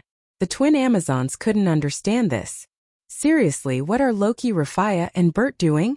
Tiona said a little disinterestedly. Isn't it just because Aic has a man? Why do they act like they have an enemy? To the three of them, Aic having a man is equivalent to having an enemy. Tioni had a helpless look on his face. Moreover, that enemy must be that man. The Amazons could only look at each other helplessly. Along with Finn, Reveria, and Gareth, who also looked helpless, they stood by the side to prevent Loki, Rafia, and Bert from completely losing their minds and rushing out of the base. That would be troublesome. However, the commotion soon began again. Rafia, who had been staring at the door, was the first to notice. At the end of the street, a man and a woman were holding hands, chatting as they walked toward the base of the clan. Seeing this scene, Leafia's eyes widened and she cried out, "They're back." That one sentence caused the windows on the towers in the base to suddenly open one after another. "They're back. Are Draeger and Miss Aic back? Where?" In the midst of the commotion, members of Loki's clan poked their heads out of the windows, making the base of Loki's clan very lively. The corners of Finn, Reveria, Gareth, Tiona, and Tiona's eyes twitched. These guys had been hiding in their rooms and secretly watching this place. They didn't know their place at all. Therefore, everyone in Loki's clan saw the scene in front of them. It was the scene of Noah and Aic holding hands, chatting and laughing intimately as they walked over. Of course, Aic wasn't good at expressing her feelings. Although the two looked very close, they weren't chatting at all. However, the scene of them walking hand in hand still stimulated the nerves of many people. "Bastard!" Bert trembled all over. Even I haven't held Aic's hand." Loki and Rafia were also trembling all over, looking like they were about to explode. When Noah and AIC finally returned to the gate of the base and walked into the courtyard, the three of them finally exploded. Ah! Ah! Ah! Loki, Bert, and Rufia let out beast-like roars at the same time and pounced in the direction of Noah and AIC. Noah and AIC seemed to have only noticed the existence of the crowd now. Looking at Loki, Bert, and Rufia pouncing like wolves and tigers, they were stunned on the spot. Don't even think about it. Just as Loki, Bert, and Rufia were about to pounce on Noah and AIC, Tiona and Tiona moved as well. The Amazon sisters leaped up with great tacit understanding, as if they were imprinted in a mirror. They pounced like tigers and pounced on Loki, Bert, and Rufia first. Bang! Accompanied by a muffled sound like a bowling ball, the group was knocked over and rolled on the ground. AIC blinked her eyes as she saw this scene with her own eyes, looking confused. The corner of Noah's mouth twitched. Noah, who had used magic to disguise his appearance, looked at his fellow clan members who were rolling on the ground and said speechlessly, "What are you guys up to?" Tiona and Tiona pressed down on Loki, Bert, and Rufia, who had gone berserk. They lay on top of the three and looked up at Noah and AIC with cute smiles. "It's nothing, don't mind it." Tiona, "Did you have fun?" Tiona, after asking without waiting for Noah's reply, Tiona and Tiona's eyes lit up when they saw AIC's outfit. She wore a white blouse and a golden pleated skirt. She wore white high boots and a red handbag. AIC, who used to be a cold and warrior-like swordswoman, transformed into a delicate and pitiful young girl, which surprised the Amazon sisters. "So cute." Tiona, "Not bad at all." Tiona, under the Amazon sisters' exclamations, everyone present also noticed AIC's new look, and their eyes lit up. The outfit that changed her previous temperament even touched Loki's clan members who saw AIC as a little princess. "I didn't expect." Finn was surprised. AIC actually wore this kind of outfit. I was shocked too. Riveria's lips curled up slightly. "But it's not bad." "That's right." Gareth laughed out loud. "This is what a real girl should look like." The entire Loki clan was in an uproar for the umpteenth time today. Chapter 2073. It was only then that AIC remembered how she was dressed. Under the surprised gazes of her fellow clan members, AIC's pretty face gradually became rosy, and finally, she hid behind Noah in embarrassment. At this moment, everyone in Loki's clan suffered an inexplicable shock. AIC didn't know that her previous image of a swordswoman had been subverted, and she had become a delicate and pitiful young lady. Even if it didn't reach the level of committing a crime, for those who were familiar with AIC, it still made their hearts tremble. At least, Rufia and Bert's faces were flushed red. Even Loki's lips trembled, and after a while he cried out, "AIC is really too cute." That's right. If one were to use words to describe AIC now, the word cute could only be used to describe her. Therefore, everyone's eyes began to shine, which made AIC feel more and more ashamed. She shrank her body even smaller, trying to hide herself behind Noah. Looking at AIC like this, Noah could only laugh. He didn't expect this girl to be so lethal when she was embarrassed. However, Noah could feel that AIC's unstable emotions had calmed down a lot. This made Noah feel somewhat gratified. At least he didn't do so much for nothing. This gratification was immediately expressed on Noah's face. Looking at the gratified smile on Noah's face, and then looking at AIC, who shrank her body and hid behind Noah like a little bird, some people were speechless. "Ah, I don't care anymore." Loki didn't know where he got the strength from, but he fiercely broke free from the suppression of the two level 1 adventurers, Tyan and Tyan. He sprang up and with a bang, he forcefully knocked Noah away. Then Loki tightly grasped AIC's shoulder and shouted, "Since what's done can't be undone, it's useless to pursue it. But AIC, you have to accompany me on a date tomorrow." While saying this, Loki held AIC's shoulder tightly and stared straight at her. He was panting heavily and his eyes were glowing with lust. He looked like a pervert. Faced with such an over-god, Ith shuddered and spoke almost instinctively. "No." After saying that, AIC grabbed Rocky's hand and twisted it forcefully. Rocky's entire body was pinned to the ground. Bang! Goo! Muffled sounds and groans rang out at the same time. "Well done." Loki gave him a thumbs up with trembling hands, and then he kept his face on the ground. His hand dropped and there was no movement. This scene caused the members of the Loki clan to shudder. Tiona and Tyogni murmured to each other. As expected of AIC, even if she changes her image, it doesn't mean she'll become the soft girl Loki talked about. Not only Tiona and Tyogni, but the others also understood this point. Therefore, even Leafia and Bert shut their mouths and didn't dare to make a fuss anymore. However, the two of them still looked at Noah with fierce gazes, as if they wanted to swallow Noah whole. It could be said that they had a deep grudge. Under such gazes, Noah spread out his hands indifferently and said so. "All right, the farce is over. It's time to leave." With that, Noah waved his hand and immediately walked in the direction of the mansion. Looking at Noah, who was about to walk to the mansion, AIC, who had pinned Rocky to the ground, couldn't help but stand up and grab Noah's clothes. Noah was stunned and turned his head in confusion. Oh! Everyone in the Loki clan was also stunned and looked at AIC one after another. Under everyone's gaze, AIC seemed to only have Noah in her eyes.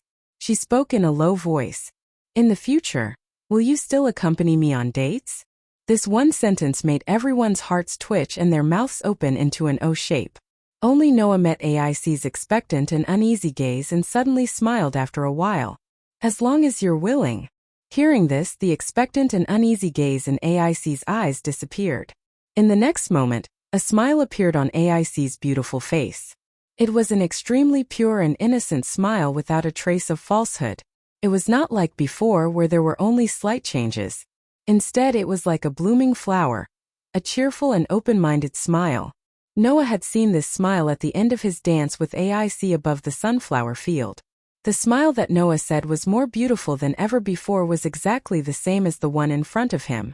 Anyone who knew AIC would not be willing to believe that the girl who lacked facial expressions could have such a bright smile. Therefore, everyone present, including Finn, Riveria, Gareth, Tiona, Tyone, Bert, Rafia, and even Loki, who had raised his head, was stunned. Only Noah could not help but smile. He reached out his hand and touched AIC's head. Noah believed that this smile must be the one that AIC had before she lost her parents and feelings. If he could bring back this smile, then everything he did today would be worth it. What he needed to do in the future was to try to make this clumsy and cute girl smile like today. In that way, sooner or later, the swordswoman who only wanted to fight and become stronger in everyone's eyes would completely transform. She had become a lovable and pampered young lady. In this magnificent and warm day, the distance between Noah and AIC was more than one step closer. Just as Noah and AIC returned to the headquarters of Loki's family, and Eulalie's day of uproar came to an end, on the top floor of Babel, the beautiful goddess listened to the report from her most loyal subordinate and swayed the red wine in the glass in her hand expressionlessly. "Is it the swordswoman again?" Freya said with a calm face. "Loki's favorite child. Has she been too close to the child I love recently? Does Lady Freya think that the person who caused the uproar with AIC Wallenstein today is Noah Doria?" Otter asked in a low voice. "According to the information I found out, the person who caused the uproar with AIC Wallenstein today is not Noah Doria, but a new member of Loki's family called Draegr. A new member can make the swordswoman willingly follow him everywhere? I don't think so." Freya showed a beautiful smile. "Moreover, if I was here, I could clearly see that the child has been running around the city, and even Eulalie ran out in the end, and the swordswoman was by his side at that time." "Is that so?" Otter was silent for a moment and then said, "In other words, the new member called Draegr is actually the man that Lady Freya likes? There is no other possibility." Freya narrowed her eyes and cast her gaze in a direction. That was the direction of Loki's family's headquarters.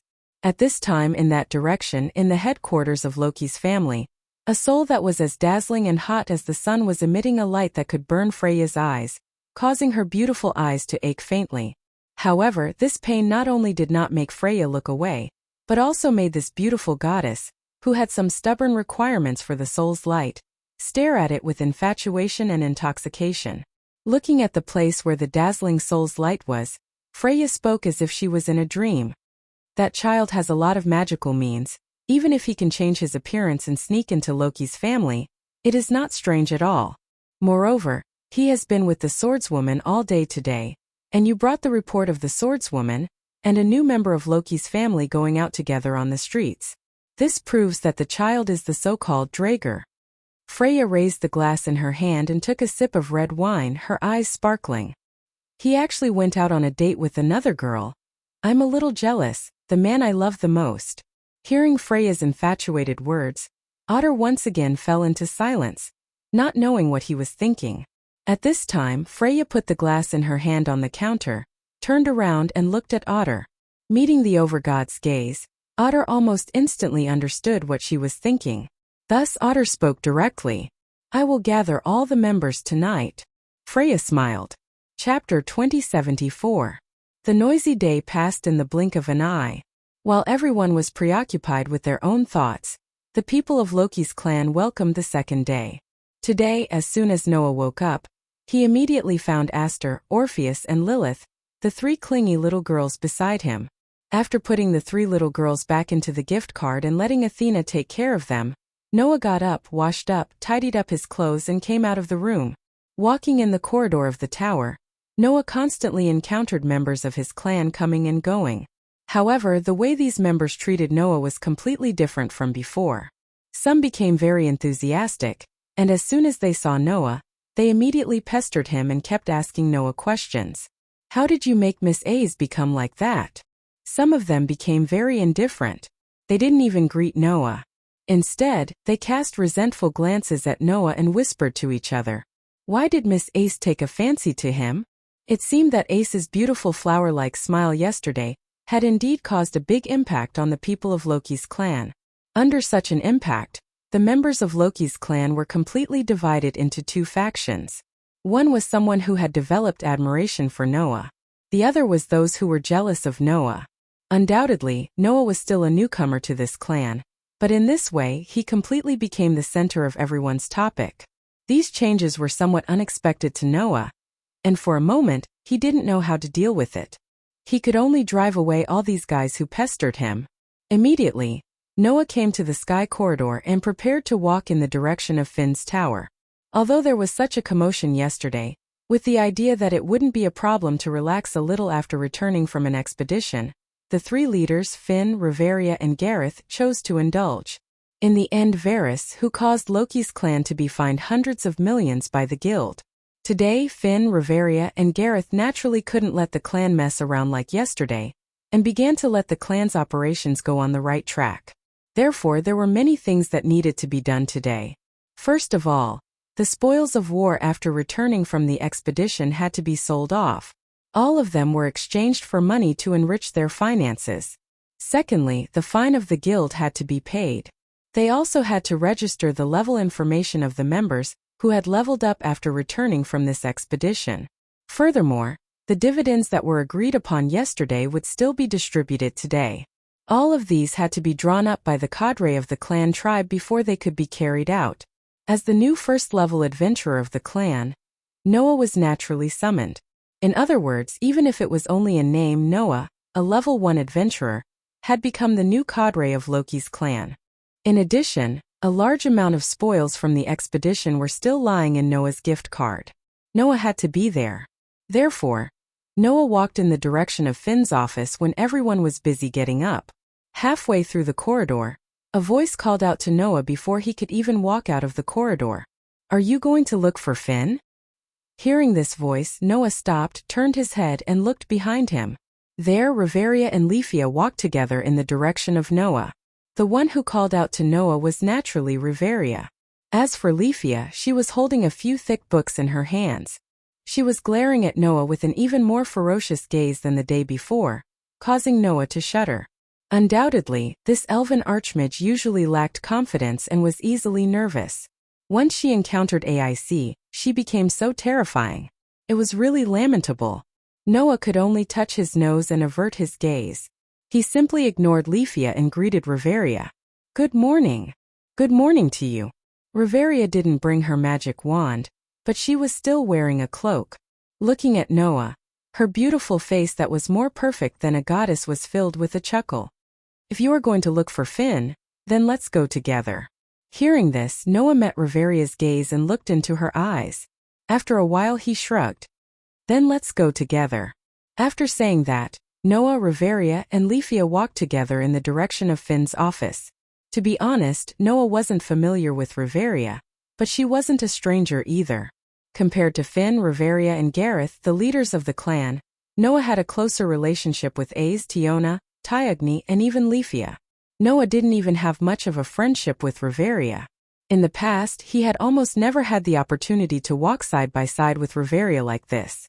Usually, when they worked together, there would be other members around them.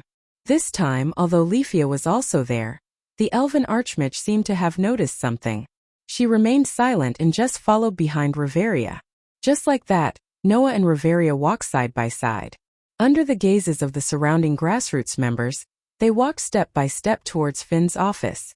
It didn't take long for Riveria to speak. Actually, I want to say thank you. When these words came out, Noah didn't have any reaction. Instead, Leafia was the first to be surprised. On the contrary, Noah seemed to know what Riveria wanted to say to him and said without any surprise. Because of Ace, Leafia raised her eyebrows. On the other hand, Riveria nodded calmly. Although she didn't look at Noah, her tone became gentler. Did you know? I've never seen Ace smile like she did yesterday. I know. Noah couldn't help but smile. If it wasn't because I've seen it once before, I would have doubted that the girl who lacks the ability to express herself could smile so beautifully. In other words, AIC laughed like that once before, right? Riveria sighed. You easily did something that we couldn't do all these years. You really are an incredible man. It wasn't easy for me. Noah corrected her. In order to win the beauty's smile, I had to rack my brains a lot. But we've racked our brains for several years and still haven't been able to do the same thing. You did it in a single day yesterday, and you still say it wasn't easy?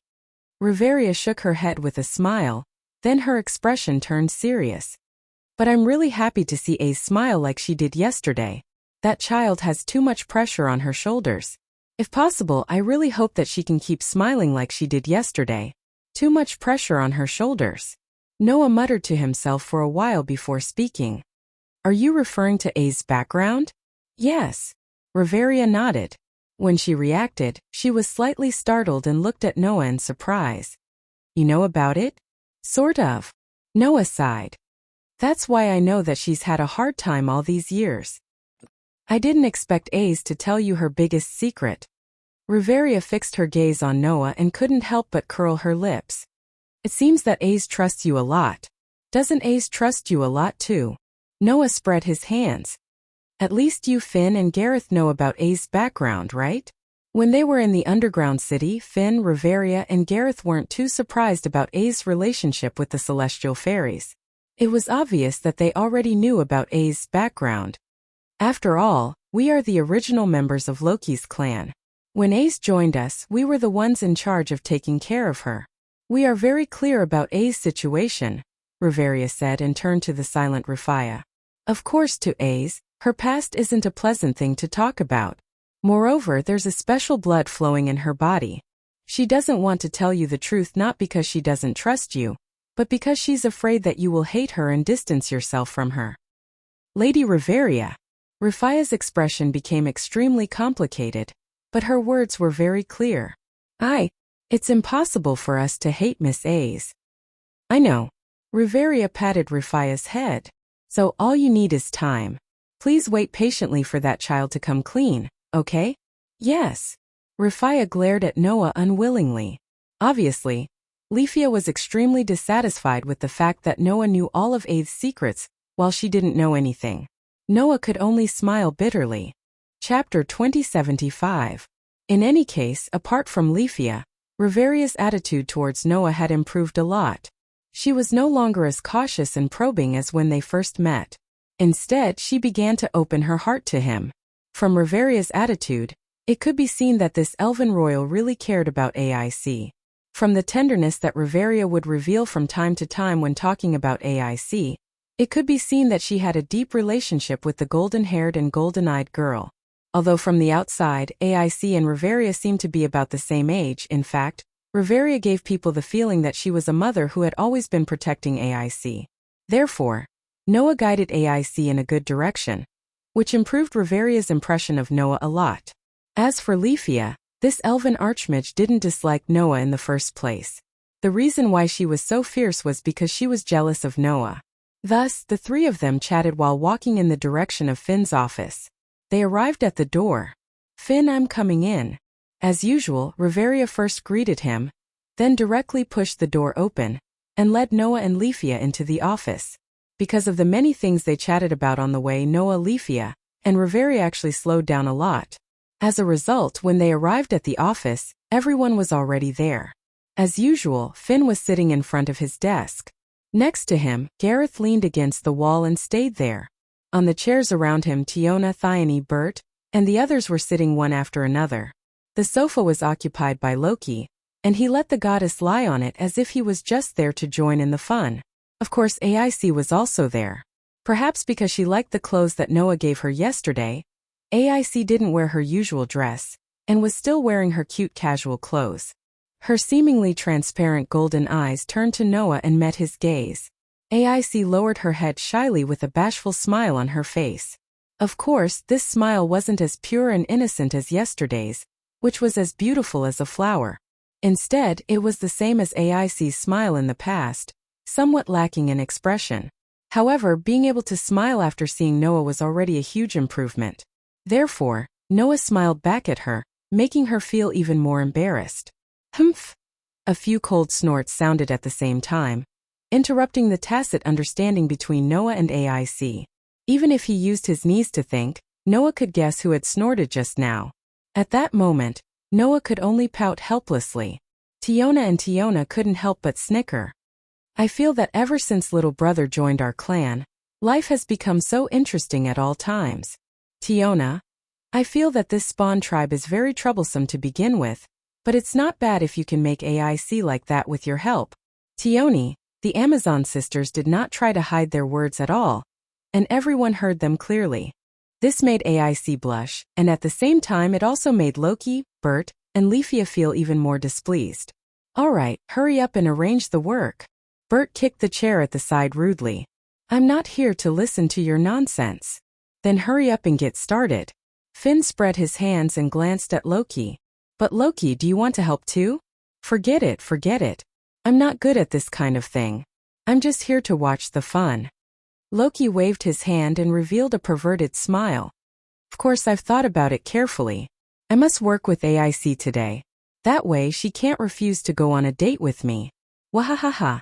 The willful words of the Overlord made AIC pucker her brows while the others smiled wryly. "Up to you, but don't cause any more trouble," Finn warned. "We've been fined by the guild.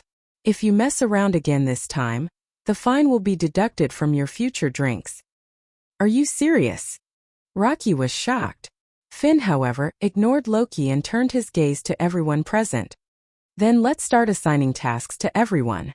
Today, everyone will split up to complete their respective tasks. Most of the items to be sold are in Noah's gift card. So Noah, you'll probably have to run a few more errands.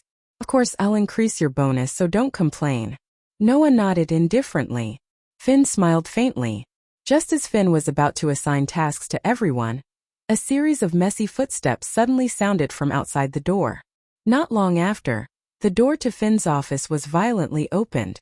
A member of the clan tribe rushed in with a panicked expression, causing everyone present to stand up in surprise. But in the next second, the words that came out from the clan tribe member's mouth made everyone's expression freeze. "Lord Loki, leader, something bad has happened." When Loki led the higher-ups of the clan tribe out of the mansion and came to the front gate, the scene that appeared in front of everyone made most of them gasp. At this moment, in front of the gate of Loki's clan tribe's headquarters, on the road directly opposite, a group of people gathered together, facing the base of Loki's clan tribe. Looking at the group, Finn narrowed his eyes and licked his thumb. "Otto, Alan, Higuni, Haichin, and the Gulliver brothers. Are the left and right arms of the beauty goddess all here?" The person Finn mentioned was the group of people in the middle of the group that was facing the Loki clan's base camp. Freya's clan tribe, Dark Elf Race LV. 6th Level 1 Adventurer Higuni. Freya's clan tribe, White Elf Race LV. 6th Level 1 Adventurer Haichin. Freya's family belonged to the dwarfs, and they were 4 LV, 5 level 1 adventurers. They were also brothers, and if they worked together they could even surpass a LV 6 level 1 adventurer. They were known as the 4 Golden Warriors, the Gulliver Brothers. Freya's clan tribe, Catman race, LV 6 level 1 adventurer, title Goddess Chariot, Alan from. And Freya's clan tribe, Orc race, LV 7 level 1 adventurer, title Valiant, and Eulalie's ultimate weapon Otto. The strongest combat power of one of the most powerful clans in the city had all appeared here.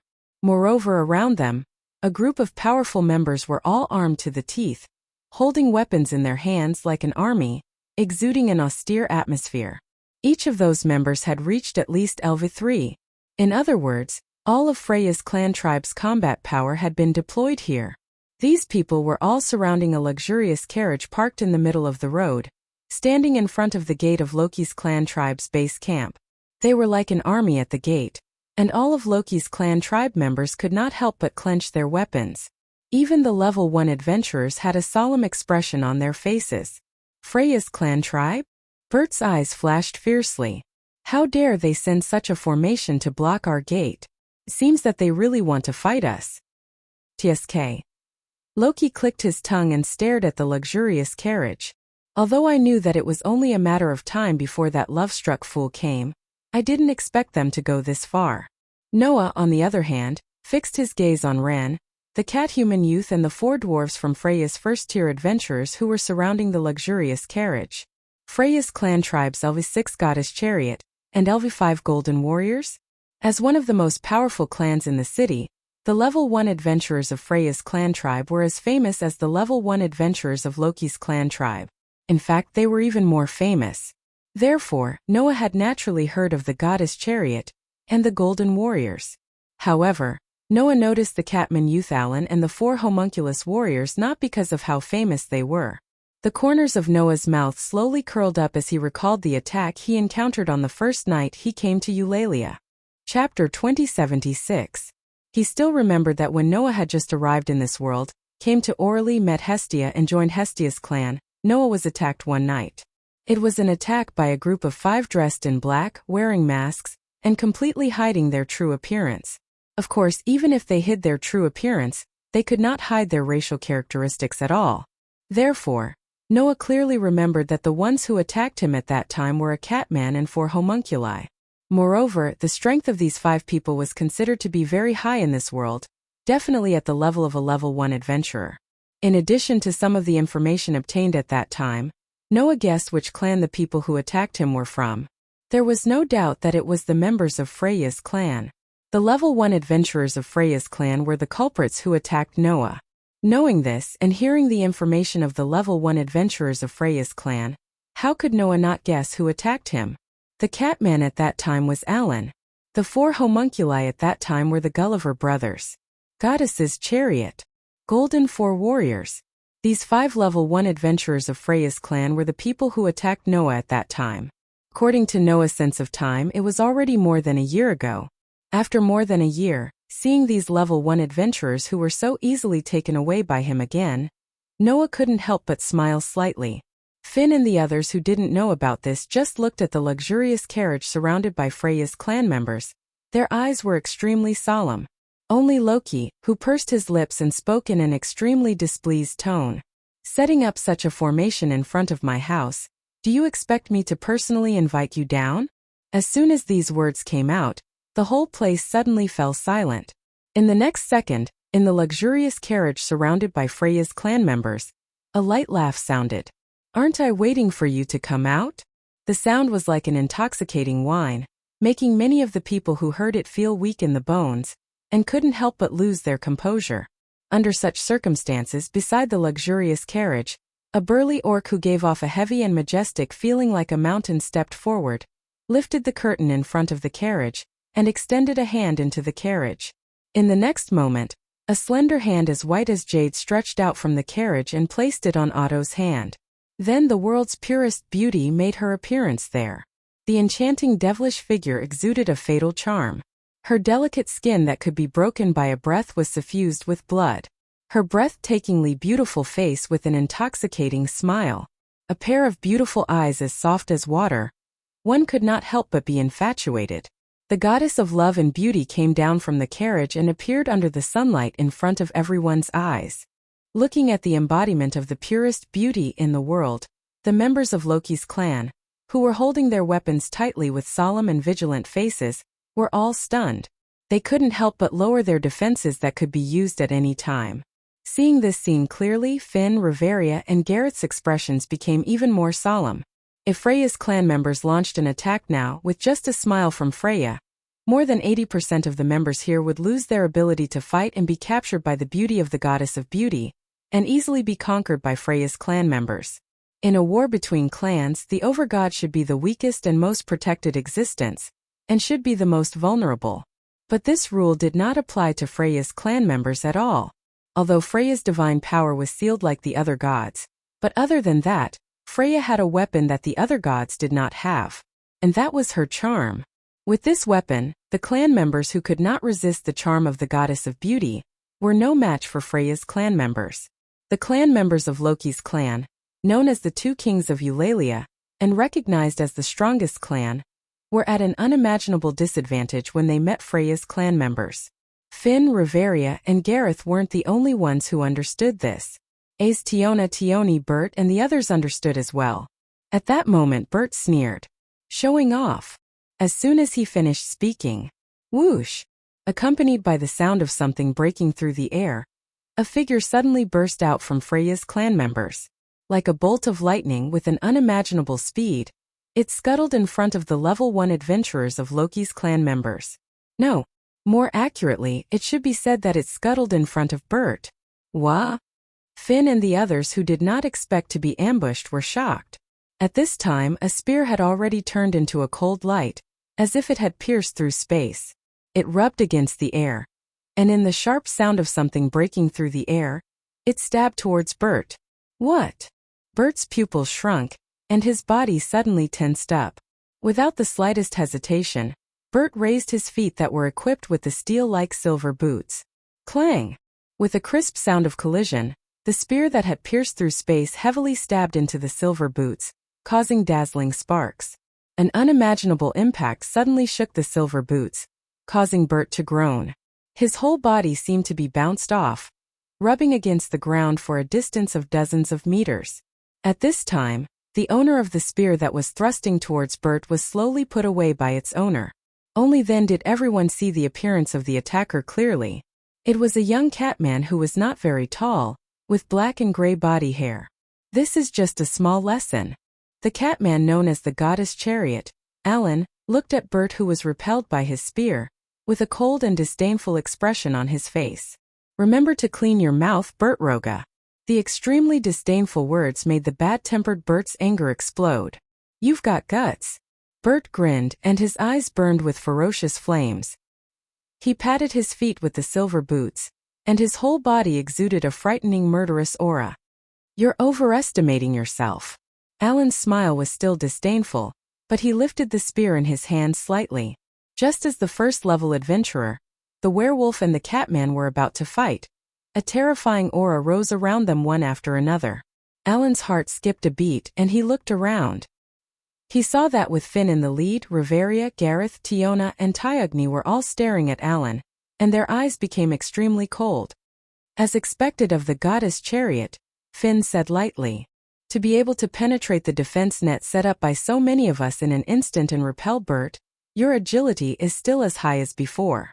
One of the reasons why the catman youth Alan was called the goddess chariot was that he had a frightening pair of hairy legs. Although Bert was only LV5, his agility was the highest level of S stage, and he also had skills to increase his speed. As a result, he almost didn't react in time and was attacked by Alan. Finn, Reveria, and Gareth were all LV6, but because it was too sudden they almost didn't react in time. It could be seen that the catman youth's agility was second to none, even in LV6. However, ignoring the group of first-level adventurers of Loki's clan, breaking into the enemy's camp alone, and even repelling one of them arrogantly, all of a sudden, everyone was enraged. As a result, even AIC couldn't help but hold the rapier at her waist, and stared at Alan with all her attention. The members of Loki's clan also all woke up from the beauty of the goddess, and reflexively raised their weapons. Of course, the behavior of Loki's clan also made all of Freya's clan members tense up, and they all held the weapons in their hands. The atmosphere suddenly became tense. As a result, among all the people present, only 2 people seemed to be out of place, and didn't care about the tense atmosphere at all. One was the goddess Freya. The other was, of course, Noah. Because when Freya alighted from the car, Noah had already felt it. An extremely hot gaze was fixed on him. The owner of the gaze was, of course, Freya. Meeting Freya's gaze, Noah looked at her. Then, the goddess's intoxicating smile from the bottom of her heart was imprinted in Noah's eyes. Chapter 2077. It had to be said that as a goddess of beauty, Freya's every move did indeed affect everyone's heart. The originally tense atmosphere dissipated in an instant under Freya's intoxicating smile. But this time Freya really did not do it on purpose. She was simply happy to see her sweetheart. Although Noah's appearance had completely changed and there was nothing familiar about him, in the eyes of Freya, who could see through the soul, that appearance did not have any effect at all. Others recognized people by their faces. Freya, on the other hand, looked at the soul. Therefore Freya, who was staring at Noah, opened her red lips and moved them slightly. "I've found you, my most beloved man." A sentence that could make any man fall head over heels for her, but it could not shake Noah's heart. Looking at Freya, Noah's expression did not change from beginning to end. That unmoved look did not disappoint Freya, but instead made the smile on her face grow wider. It was also at this moment that Loki spoke. "Aren't you going to hurry up and tell your people to leave?" Loki laughed, but there was no smile in his eyes. "Or do you really want to fight me here?" "I don't mind." From this sentence, it could be heard that Loki was actually a little angry in his heart. However, it would be unwise to start a fight here. It was impossible for Freya's clan's strongest fighting force not to be discovered if they came out in full force. Therefore, the surroundings were already crowded with people, even gods. Even the guild staff began to appear one after another, obviously ready to intervene at any time. Of course, other than the guild staff, the rest were just excited by the situation in front of them. Are Loki's clan and Freya's clan finally going to fight it out? The 2 strongest clans in the Maze City are finally going to decide the winner here. This kind of topic continued to spread among the crowd, making the onlookers excited. Especially those gods who loved entertainment, they could only be described as ecstatic. Loki and Freya are finally going to fight. The most exciting battle between clans has finally begun. I bet my goddess Freya will win. I bet Loki will win. I'll bet 100 panaceas. I'll bet a level 1 equipment. I bet 100 million Varus. Yeah. With such a group of gods stirring up trouble, the surrounding crowd became more and more lively, making all the guild staff nervous. Looking at the situation, Loki and Freya tacitly chose to stop at the same time. "Alan," Freya ordered. "Come back." "Humph." Alan snorted as he lifted the spear in his hand and turned around. He ignored Finn and his companions as he walked towards his own camp. "Want to leave?" Bert's eyes were fierce. He was about to catch up when Loki stopped him. "I know you're upset and I'm upset too." Loki did not look at Bert, but kept looking at Freya as he spoke in a low voice. "But we'll have to bear with it for now. We're surrounded by guild members. Who knows if that love-struck fool will use this as an excuse to make a fuss. We'll be at a disadvantage then." Hearing this, Bert gritted his teeth and relaxed his body, but his eyes were fixed on Alan like a wolf staring at its prey. The surrounding members of Loki's clan were a little timid. It was only then that Freya waved away the surrounding clan members and walked towards Loki. Behind him, Otto, Alan, Higuni, Haichin, and the Gulliver brothers followed closely behind him, walking over together. In response, Loki put on an unruly smile and walked forward without the slightest fear. Finn, Reveria, Gareth, Tiona, Bert, and even Ace followed. Thus, the 2 most powerful overgods of the Labyrinth City orally led the first-tier adventurers of their respective spawns to face off against each other in front of the main gate of the Loki spawn's main camp. It was as if enemies were destined to meet on a narrow road. The scene made the onlookers even more excited. On the other hand, Loki and Freya, 2 old friends who had known each other since they were in the heavens, looked at each other in public with a joyful smile on their faces. "I knew you'd come to me sooner or later." Loki was smiling, but his narrowed eyes flashed with displeasure. I just didn't expect you to put up such a formation and show me who's boss the moment you arrived. That's just a child's ignorance, Loki. Forgive him a little. Freya was also smiling, and her smile made everyone feel infatuated. However, this way you can understand that I can do anything now, right? Of course. Loki's expression became a little sarcastic. You bastard, your head isn't very normal to begin with. Please call this love, Loki. Freya said slowly. I'm the goddess of love. Isn't it natural for me to go crazy for love? But it's a pity that you've gone crazy on my head. Loki put his hands in his pockets and put his face in front of Freya. A pair of narrowed eyes opened slightly, and a vicious aura that only an evil god could have flashed across them. Do you really think I won't go crazy? Freya raised an eyebrow, but the smile on her face didn't weaken at all. The surrounding atmosphere suddenly became sinister again. An oppressive aura emanated from Loki and Freya's bodies, causing the noisy onlookers to feel a chill run up their spines. One by one they shut their mouths. Under such circumstances, the surroundings suddenly became quiet. It was so quiet that even the sound of a needle falling to the ground could be heard clearly.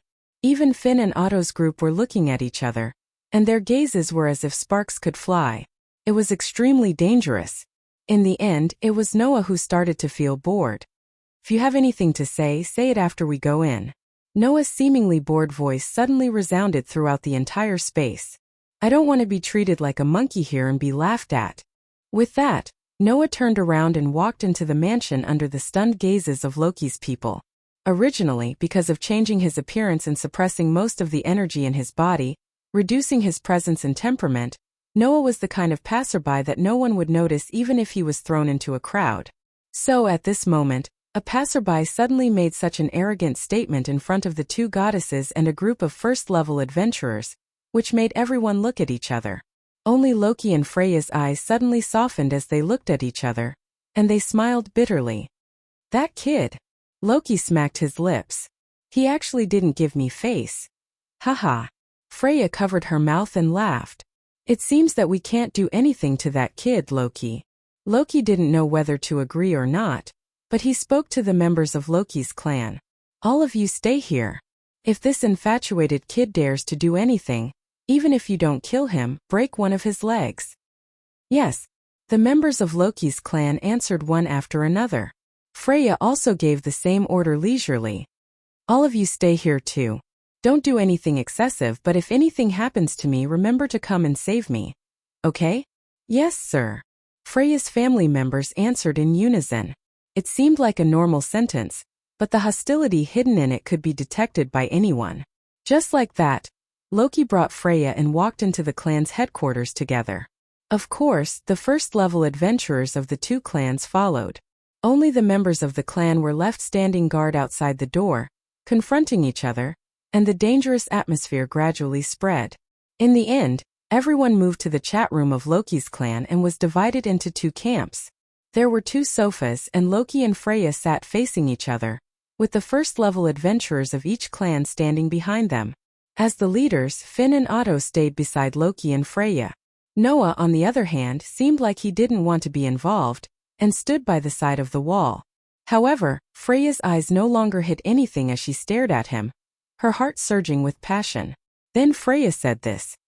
Are you still going to face me like this? Hearing this, Noah glanced at Freya, wiped his face with his hand, and instantly returned to his original appearance. Chapter 2078. When Noah revealed his true appearance, his strong presence that was different from anyone else's also swelled up, easily surpassing everyone present, even gods like Loki and Freya. The first-level adventurers of Freya's clan reacted. Otto stared straight at Noah without saying a word, but a slight pressure emanated from his body. Higuni and Haichin had already heard of Noah's existence from Freya, but they did not know what was so special about this man that their respected god was infatuated with. Now they somewhat understood and looked at each other. As for Alan and the Gulliver brothers, they had already attacked Noah under Freya's orders. Looking at Noah's face that they had only seen once but was extremely familiar with, feeling the strong sense of presence that was swelling from his body, and recalling the scene where they were easily dealt with and played by Noah the last time they went looking for trouble with him, the Gulliver brothers' expressions became extremely ugly. Alan, who had arrogantly attacked Bert, obviously had a stronger self-esteem than anyone else. When he thought of how pathetic he was at that time, not only did his face turn extremely ugly, even his gaze became extremely unfriendly. In contrast to the first-level adventurers of Freya's clan, Freya, as the overgod, looked at Noah's familiar face, and her eyes became a little blurred. Normally, Freya would never behave so unbearably, but whenever she was face to face with Noah, Freya could not help but feel the rising emotions in her heart.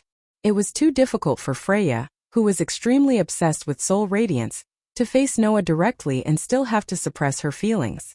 It was because of this that Freya could not help but use her charm ability on Noah in public last time. After all, at that time, Freya could not hold back her feelings at all, and only thought of how to get Noah. Therefore, even if Freya had imagined all kinds of situations before she came, she still could not hold back her feelings when facing Noah. Under such circumstances, Freya almost uncontrollably stood up from her seat and walked lightly to Noah under everyone's gaze. Then Freya reached out a hand and caressed Noah's cheek, as if she was caressing her most precious treasure. Her expression was one of satisfaction that had never been seen before.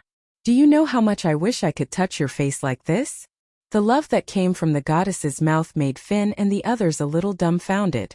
Although they knew that Freya was obsessed with Noah, Finn and the others did not expect that Freya's feelings for Noah were so strong. The words that were full of love, and the unprecedented satisfied expression on her face were telling everyone here how much the fickle goddess in front of them was obsessed with Noah. Seeing Freya like a young girl who longed for contact with her lover, stroking Noah's cheek with a face full of happiness, Finn and the others did not know how to react. In Freya's family, except for the taciturn warrior Oda, the rest of them were trembling when they saw this scene. It was because of jealousy. Every member of Freya's family loved the goddess dearly, and longed to be loved by the goddess. Therefore, except for the honest Oda and the prideful Alan, the first-level adventurers of Freya's family felt as if their beloved goddess had been snatched away by Noah, and all of them bit their trembling lips. In addition, there were two people who had obvious reactions to Freya's actions. One was Loki. That love-struck fool. Loki frowned deeply. Although I already knew that she had a special impression of that little fellow, this persistence is perhaps more terrifying than I thought. The other was Ace. Seeing Freya affectionately caressing Noah's cheek as if she was facing her most beloved lover, Ace's gem-like eyes could not help but waver. When the first-level adventurers of Freya's family saw this scene, they felt as if their goddess had been snatched away by another man. When Ace saw this scene, she felt as if Noah had been snatched away by another woman. This caused Ace's emotionless face to show obvious uneasiness. She wanted to step forward a few times, but she was hesitant. Her conflicted look made Leafia, the only one present who was not a first-level adventurer, feel sorry for her. As for the person in question, Noah's gaze was fixed on Freya's body.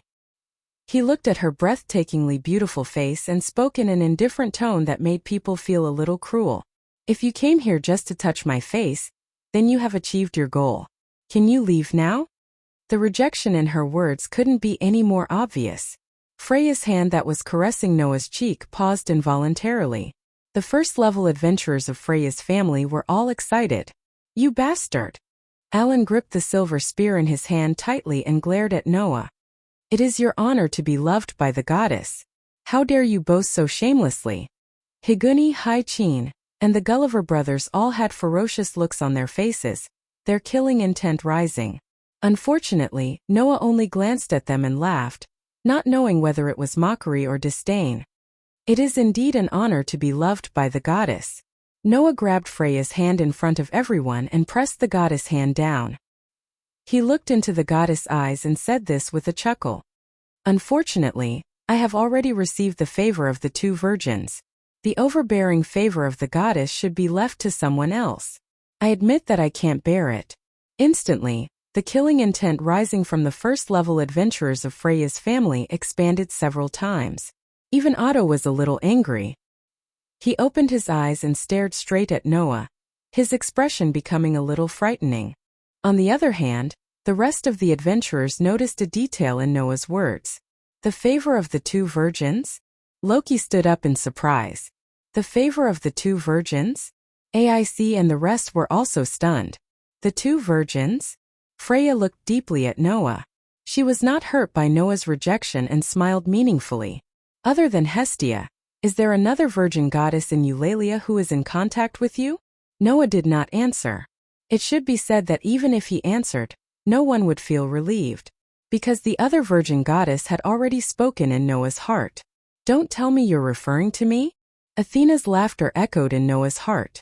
Indeed, this concubine's obsession with you can be considered as a form of favoritism. Otherwise, I wouldn't have become something that only belongs to you. Thinking back, it really makes one sigh. Noah couldn't help but smile at Athena's words. But when he looked at Freya, the smile on his face grew fainter. Tell me, what are you here for? Of course I want to come here to see you, Freya said without hesitation, but then changed the topic. Other than you, there is another person that I think it is time to meet. As she said this, Freya turned her head and cast her gaze on someone. Being stared at by Freya, AIC was startled. Even Loki was slightly startled. He looked at AIC, then looked at Freya, and asked with uncertainty. The other person you want to see, don't tell me it's my beautiful AIC? That's right. Freya nodded gracefully, then walked around the sofa and came in front of AIC. I have long wanted to meet the child that Loki is most proud of. Freya reached out her hand and gently stroked AIC's cheek, just like how she did with Noah. However, when she stroked Noah's cheek, Freya's eyes were burning. But when she stroked AIC's cheek, Freya's eyes were piercing. As expected of Loki's favorite child, you are really cute. Freya's hand gently stroked AIC's cheek, and her words were like a knife piercing AIC's heart. But recently you have been too close to the man I love, so close that I feel a little unhappy. Tell me, what should I do? Chapter 2079. The goddess of beauty's whispers gave AIC a sense of dread, like the howling of a devil. Instantly, AIC felt her body temperature drop by quite a bit. Not to mention even the rest of the people felt as if their skin was stuck to the ice. The goddess of beauty's jealousy was terrifying, just like Ista's jealousy towards Freya. At this moment, Freya was expressing her jealousy towards AIC.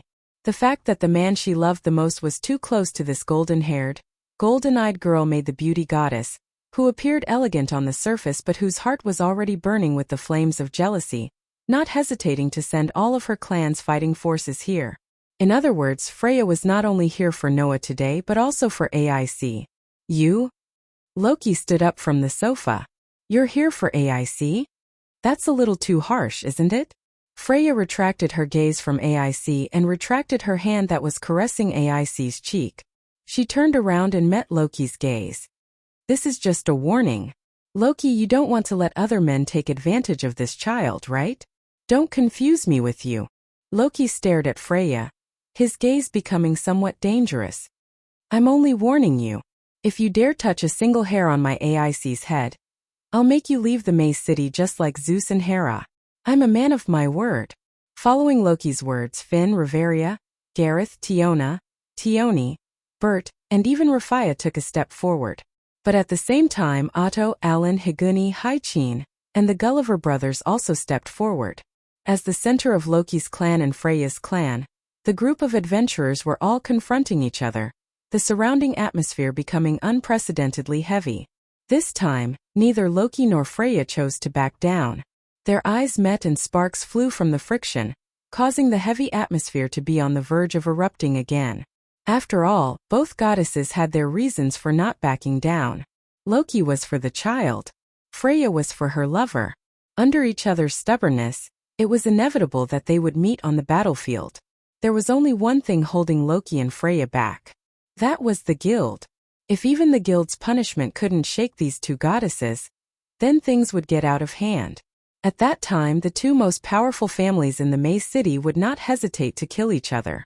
If there was anyone who could stop all of this, it was only one person. That's enough. Noah's voice resounded clearly. My patience has been very smoothly worn out by you all. His extremely impatient words blew away the heavy feeling that pervaded the air in an instant. I've known for a long time that you so-called gods have overly strong egos. Even if you have obvious differences in values from the people of the lower realms, it won't change at all. Noah straightened up and looked at Freya. Your so-called love is really not worth mentioning in my opinion. I don't have the time to waste with you anymore. Fortunately, I'll end it today. End. Rocky's heart skipped a beat. You mean? That's right, a war game. Noah's gaze swept across the first-level adventurers of Freya's family, and finally stopped on Freya. He spoke indifferently. But this time it's not a war game between your kin. It's a war game between me and all of Freya's kin. When he said this, the whole place fell silent. Freya's eyes flashed and closed. Loki's kin looked at each other in silence. Loki opened his mouth as if he wanted to say something, but in the end, he seemed to think that this was not a bad idea, so he closed his mouth. Only the first-level adventurers of Freya's kin, other than Otto who was also silent, were angry. I see. Alan laughed in anger. Do you think we're like those useless Apollo's kin that you can do whatever you want to us? If not, what do you think? Noah looked at Alan and glanced at the Gulliver brothers before he laughed in a mocking manner. The famous goddess chariot and golden four warriors are not convinced, are you? Undoubtedly, the last time you joined hands you couldn't even touch the corner of my clothes, right? So what if there's one more LV7 and two more LV6s? You? Alan and the Gulliver brothers were instantly enraged. Although Higuni and Haichin were also full of anger, they also knew about this matter and were half angry and half shocked. Even if they were extremely dissatisfied with the fact that Noah was favored by Freya, Noah's actions in the past few months had already spread throughout Eulalia, and no one would think that Noah was boasting. Even if he was boasting, Noah had the right to do so. That was why the first-level adventurers of Freya's kin could not find any words to refute, and could only glare at Noah angrily, itching to charge at him. And now that things had developed to this point, Loki was actually gloating. I'd like to see how far you Freya's kin can go against this little guy who even dares to kill a god. Finn and the others smiled at this and chose to watch from the sidelines.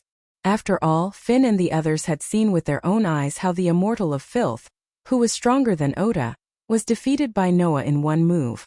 Therefore, even if the opponent was the full force of one of the most powerful families in the city, Finn and the others believed that Noah would not lose. All of a sudden, the spearhead was pointed at Freya's kin. Everyone's gaze was focused on Freya, who had her eyes closed. No one knew what she was thinking, and they quietly waited for the beautiful goddess' decision. Not long after, Freya opened her eyes and asked without turning her head around. What do you think, Oda? Oda, who had been silent all this time, raised his head. Lady Freya. Otto spoke in an extremely straightforward manner in front of everyone. We have no chance of winning, and we cannot accept this war game. Such straightforward words and attitudes surprised Noah and even the people of Loki's clan. The first-level adventurers of Freya's kin glared at Ota. Do you know what you're saying? Alan clenched his fists, his veins bulging. Are you saying that our glorious and glorious Freya's kin can't even defeat a human? Yes. Ota didn't hesitate at all. We can't. You know this better than I do, Alan. The young catman, Alan, breathed heavily. The sound of him gnashing his teeth was so loud that everyone in the room could hear it. Despite his anger, Alan could not refute Oda's words. Just as Oda had said, Alan knew better than him just how terrifying Noah was. The memory of how he had been toyed with by Noah when he had joined hands with the Gulliver brothers surfaced in his mind. Regardless of how furious he was, there was nothing he could do. So if we accept this war game, Freya's kin will end up like Apollo's kin, doomed eternally. Oda's heavy voice echoed in the room. I am the leader of the kin, and I will not let this happen. This war game is unacceptable. When Oda's words echoed in the room, before anyone could react, Noah's laughter shook the room. I think you've misunderstood. I didn't ask for your consent. Everyone in Freya's family had an ominous premonition when they heard this. When Otto and the rest turned their attention to Noah, a scene that made everyone's head boil was displayed before Freya's family. Ugh! It was Freya's voice. This voice was filled with a discomfort that could be easily detected by others. Noah had appeared in front of Freya and grabbed her by the neck, holding her hostage.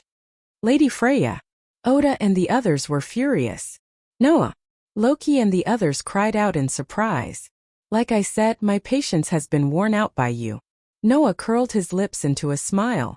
You have no choice but to accept this war game. If you want to save your goddess, Then go to the flower field 1 kilometer east of Eulalie. With that, Noah hugged Freya under his arm and jumped down, breaking the glass behind him and jumping down from the mansion. Chapter 2080. Asterisk bang. Asterisk the sound of a window being broken rang out clearly. Shards of glass scattered on the ground, creating a sharp noise. Lady Freya. With Otto in the lead, all of Freya's clan members rushed to the window and looked down. Unfortunately, there was nothing left. Noah and Freya were nowhere to be seen. Only a shard of glass fell to the ground and shattered into pieces. Damn it! Alan slammed the windowsill. How dare you! Higuni, Hai-Chin, and the Gulliver brothers' faces were twisted. Even Otto couldn't help but clench his fists as he stared at the empty mansion below. Only Loki and his men finally recovered from their shock. That kid! Loki laughed bitterly. Once again, he's done something that no one expected. Not to mention Loki, even Freya would not have thought that she would be held hostage with all the clan tribe's combat power gathered here, and with the strongest of the clan tribe protecting her, right? But that love-struck fool only has herself to blame. Loki smirked. If she really thought that everything would go according to her plan, then the lower realm is not worthy of our god Seal's power to enjoy here. Hearing Loki's sarcastic remarks, Alan, Higuni, Hai-Chin, and the Gulliver brothers couldn't help but turn their heads around in anger. However, before Alan and the rest could make a move, Oda spoke up. Now is not the time to do such things. Otto stared intently at the mansion below Loki's clan members. His voice was so heavy that it seemed to be able to overwhelm everyone. Gather all of our forces, including the LV. 1 newbies in the base. Call them all here. So saying, Oda turned and gave the order in a voice so calm it was frightening. The gathering point is at the city gate. Once everyone is gathered, we will depart immediately. Our target is the flower field 1 kilometer east of Eulalie. Hearing this, Alan, Higuni, Hai-Chin, and the Gulliver brothers suppressed the rage in their hearts and nodded heavily. Then, the group of people did not even say a word and directly walked out of the door, disappearing from everyone's sight in an instant. Thus, only Loki's clan members were left in the chat room. Loki. AIC finally spoke. Before AIC could finish her sentence, Loki interrupted her without giving her any chance to explain. You're not allowed to go.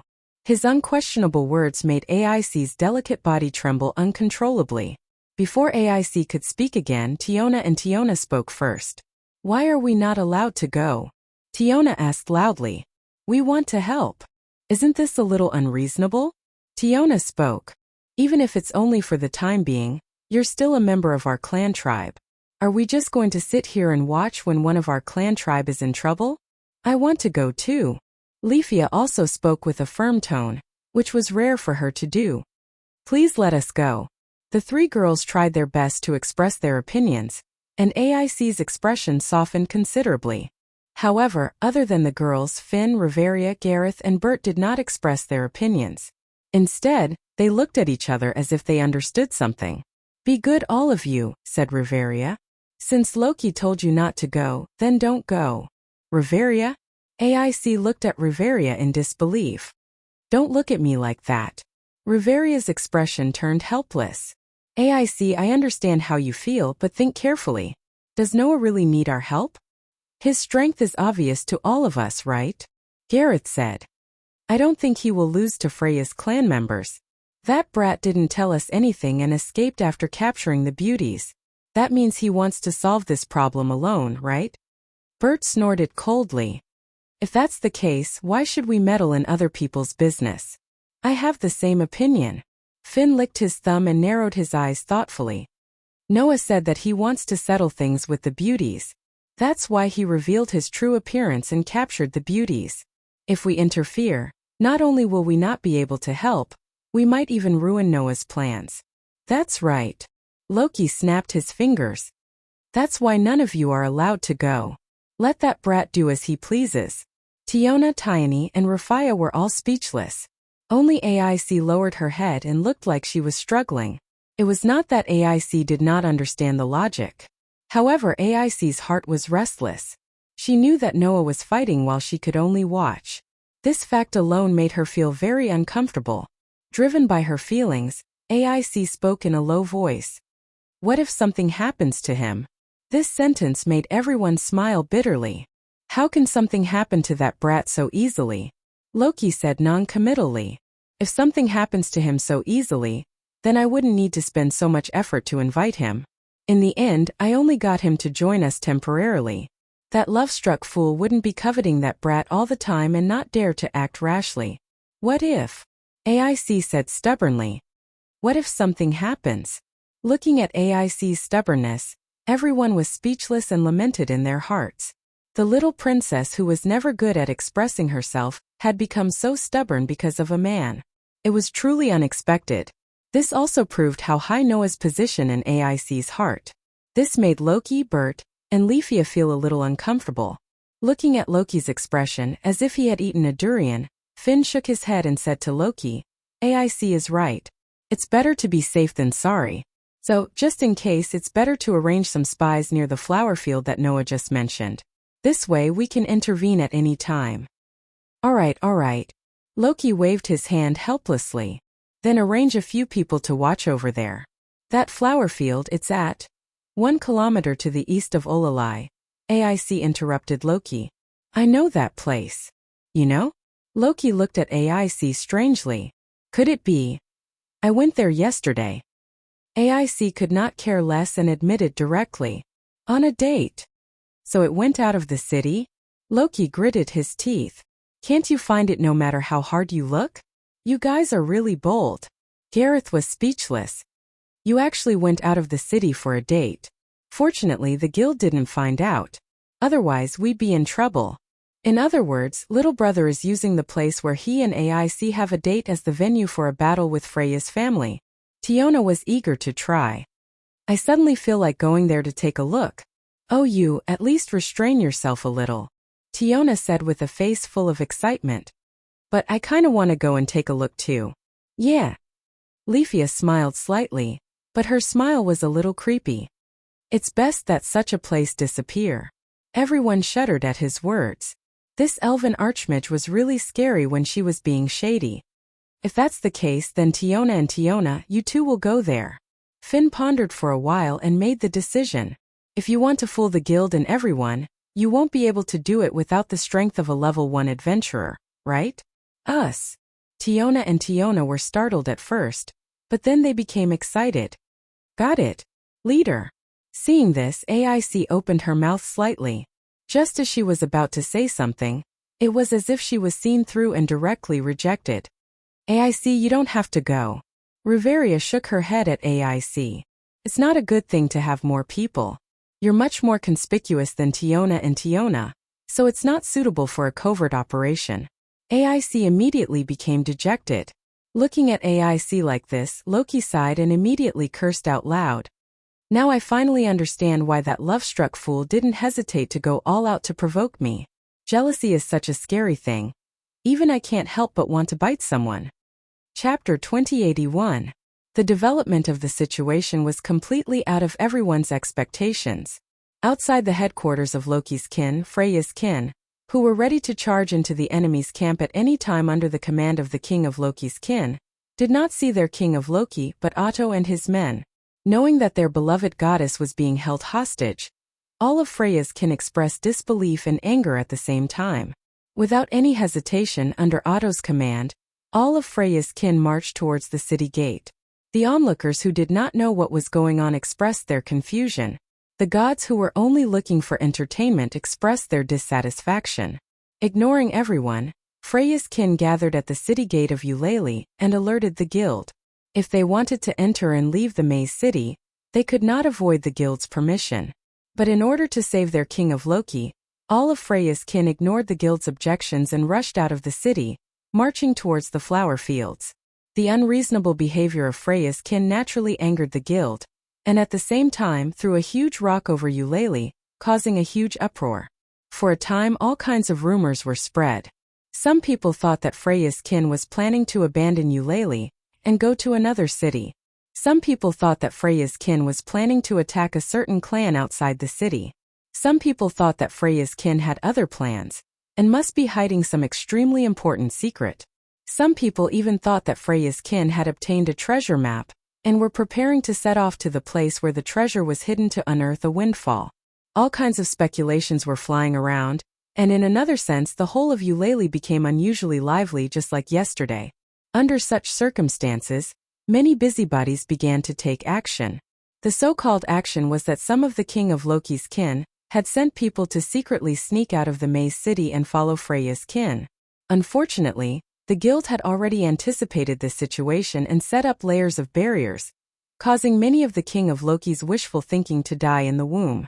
Only the two Amazon sisters successfully sneaked up the city wall, avoided all the precautions and left the city. Just as Finn had expected, without the strength of a level 1 adventurer, it was impossible to fool the guild. And so, Tiona and Tiny snuck out of the labyrinth city, Eulalie, and took a shortcut to the flower fields according to A's description. The early morning breeze carried with it the smell of soil as it blew through the field of sunflowers that were as bright as gold. The sunflowers swayed back and forth in a very pleasant manner. The weather today was not bad. The sun shone down from the sky, illuminating the sunflowers. The sunflowers were full of vitality as they faced the sun in the sky. They looked full of vitality, making people feel relaxed and happy. However, the silence of this beautiful field was soon broken. Phew! With a sharp piercing sound, a stream of light shot out from the other side of the sky like a bright meteor, falling in the direction of the flower field.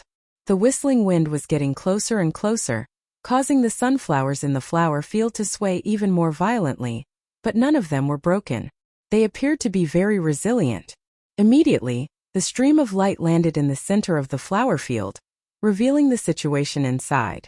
Noah, who was holding Freya hostage, slowly descended from the air and stepped on the flower field. Immediately he released Freya. Feeling Noah let go of her, Freya subconsciously took 2 steps back, then opened her eyes that had been closed because of the extreme speed, and met Noah's deep, dark eyes. Looking at Freya, Noah said faintly, "Stay here for a while. Stay here for the time being and behave yourself. Don't force me to tie you up. You're really heartless." Freya was silent for a moment. Then, as if nothing had happened, she flashed a beautiful smile as usual. "I love you so much, but you're still holding me hostage. You're really breaking my heart. I've said it before, I can't accept your domineering love. You should leave it to someone else." Noah glanced at Freya. "Moreover, your twisted love is only because of your hoarding and possessiveness. Whether it counts as love is still up for debate, goddess." "That's love," Freya said firmly. "If I say it's love, then it's love."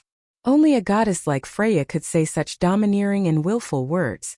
After all, the goddess of beauty was the goddess of love, and no one knew more about love than the goddess of beauty. But because of this, the goddess of beauty's love was twisted. Because whether it was doting, spoiling, favoring, crazy love, stubborn love, or sick love, all the love in the world would be reflected in the goddess of beauty. Therefore, Freya could say with certainty that she did love Noah. Even if it was love because of her hoarding and possessiveness, it was still love. But this kind of cruel love, just like what Noah said, he couldn't bear it at all. "I really hope that after today you can still be as stubborn as you are now." Noah curled his lips into a smile, and under Freya's gaze he raised his hand. A dark gold gift card appeared in Noah's hand, causing a dazzling light to bloom. Within the light, petite girls suddenly appeared one by one. "This is..." Freya was stunned. With eyes that could look directly at the souls of individuals, the goddess of beauty Freya easily recognized them. These girls in front of her were not simple at all. The girl with waist-length silver hair had a soul as tough and sharp as a sword. The girl with shoulder-length silver hair had a soul as dark and deep as the moonlight. The remaining pair of girls who looked exactly the same, with waist-length straight black hair, had souls that were like bottomless pits, with no limit at all. The souls of these 4 petite girls were all extremely dazzling, and although they were still not as bright as Noah's, they were still brighter than any existence Freya had seen so far, except for Noah. Including the gods, it was the same. At the same time, with the eyes that could see through souls and the eyesight unique to gods, Freya also recognized the bodies of the 4 girls in front of her. The silver-haired one is a fairy. The black-haired one is a god? That's right. In this world, Aster and Athena were immortals. As for Orpheus and Lilith, who were the dragon gods, they were naturally the true gods. However, it was precisely because of this that Freya was so surprised. Because, if they were gods, Freya would definitely recognize them. But these two young goddesses in front of her, Freya had never even heard of them before. What surprised Freya even more was that in Athena's soul, besides seeing the fairy part, Freya also saw a trace of light that only gods could have in the deepest part of her soul. In addition, Aster's soul light was also somewhat abnormal compared to a real fairy. Freya was really surprised. Looking at Freya like this, Athena's snake eyes flashed slightly, and she smiled sweetly. A pair of eyes that can see through souls. It seems that some of this concubine's secrets have been exposed to your eyes as well, stubborn beauty. Freya was shocked. She could not help but be shocked. Under the gaze of Athena's snake-like eyes, Freya actually had the feeling that the depths of her soul were being seen through. That feeling told Freya everything. The girl with shoulder-length silver hair in front of her was indeed not an ordinary fairy. Moreover, beside Athena, Orpheus and Lilith were also looking at Freya. Although their faces were expressionless, Freya had the feeling that she was being stared at by an incredible existence, and she was completely frozen in place. Under such circumstances, Orpheus and Lilith finally spoke up. Goddess of beauty. Orpheus stared straight at Freya as if he was interested in her. A god I've never seen before. A god I've never seen before. A god I've never seen before. Lilith put her nose close to Freya's body and sniffed. She's different from Lilith, and different from the other Lilith. The dragon god's curious words made Freya so scared that she didn't even dare to move. Looking at Freya like this, Noah smiled triumphantly and said to Orpheus and Lilith, Orpheus, Lilith, keep an eye on her. If she doesn't behave, you can do whatever you want with her. Orpheus and Lilith turned their heads, looked at Noah, and nodded without hesitation. Chapter 2082. For Orpheus and Lilith, as long as it was Noah's order, the two girls would carry it out literally. This was because Orpheus and Lilith did not know much about the world at all. Their hearts were purer than a 10-year-old child's, so naturally, they would not beat around the bush. Therefore, after Noah told them to keep an eye on her, Orpheus and Lilith directly occupied Freya's left and right sides, staring straight at her without blinking. However, Orpheus and Lilith did not know that their behavior had brought unimaginable pressure to Freya. In the world of Demon High School, Orpheus and Lilith were absolutely at the top even among the gods. Even Shiva, who was known as the god of destruction, could only admit his inferiority when facing Orpheus and Lilith. With half of the power of the infinite dragon god at his peak, Orpheus and Lilith's power was between 3 and 4 digits, which was much stronger than the other gods. In this world, the gods had sealed their divine power, but their eyesight was still there. Therefore, Freya was very clear that the two seemingly innocent young girls in front of her were probably at a higher level than her in terms of the gods. Freya felt as if she was being stared at by something incredible. Her usual calmness and elegance vanished without a trace. With a strong sense of uneasiness, she froze in place under Orpheus and Lilith's overly direct gazes. In this regard, Noah kindly reminded her, "Don't even think about using your charm on Orpheus and Lilith. These two children are too pure and can't understand the feeling of being moved by beauty. So, even if you use your charm, it won't work on these two children." After saying this, Noah did not look at Freya's reaction and turned to Orpheus and Lilith. "Both of you also remember to restrain yourself and don't use your power casually. Okay?" Both Orpheus and Lilith nodded, but their gazes did not leave Freya. They continued to follow Noah's instructions and watched Freya closely. This made Noah feel more at ease. After all, Orpheus and Lilith were gods. If they used their powers, it was unknown if they would be like the gods of this world, who would be thought to have used divine power and be sent to heaven. Therefore, Noah had never used his divine power in this world before, and had only transformed some divine power in his body. He also did not summon Orpheus and Lilith from the card of gifts to prevent this from happening. Of course, even if Orpheus and Lilith didn't use their powers as dragons, the physical abilities of the two girls were also quite astonishing. With her charm ineffective and her divine power sealed, it was almost impossible for Freya to escape from Orpheus and Lilith. Thus, Noah turned around and walked past the flower field. He came to the edge of the cliff and looked into the distance. The labyrinth city Eulalia was like a city of steel under the sunlight, giving off a heavy feeling. Noah seemed to be able to see the chaos that was going on, and the corners of his mouth lifted slightly. At this time, Aster and Athena also came to Noah's left and right. "Master." Aster raised his head and looked at Noah as he spoke. "What are you planning to do? Can't you tell?" Noah smiled slightly.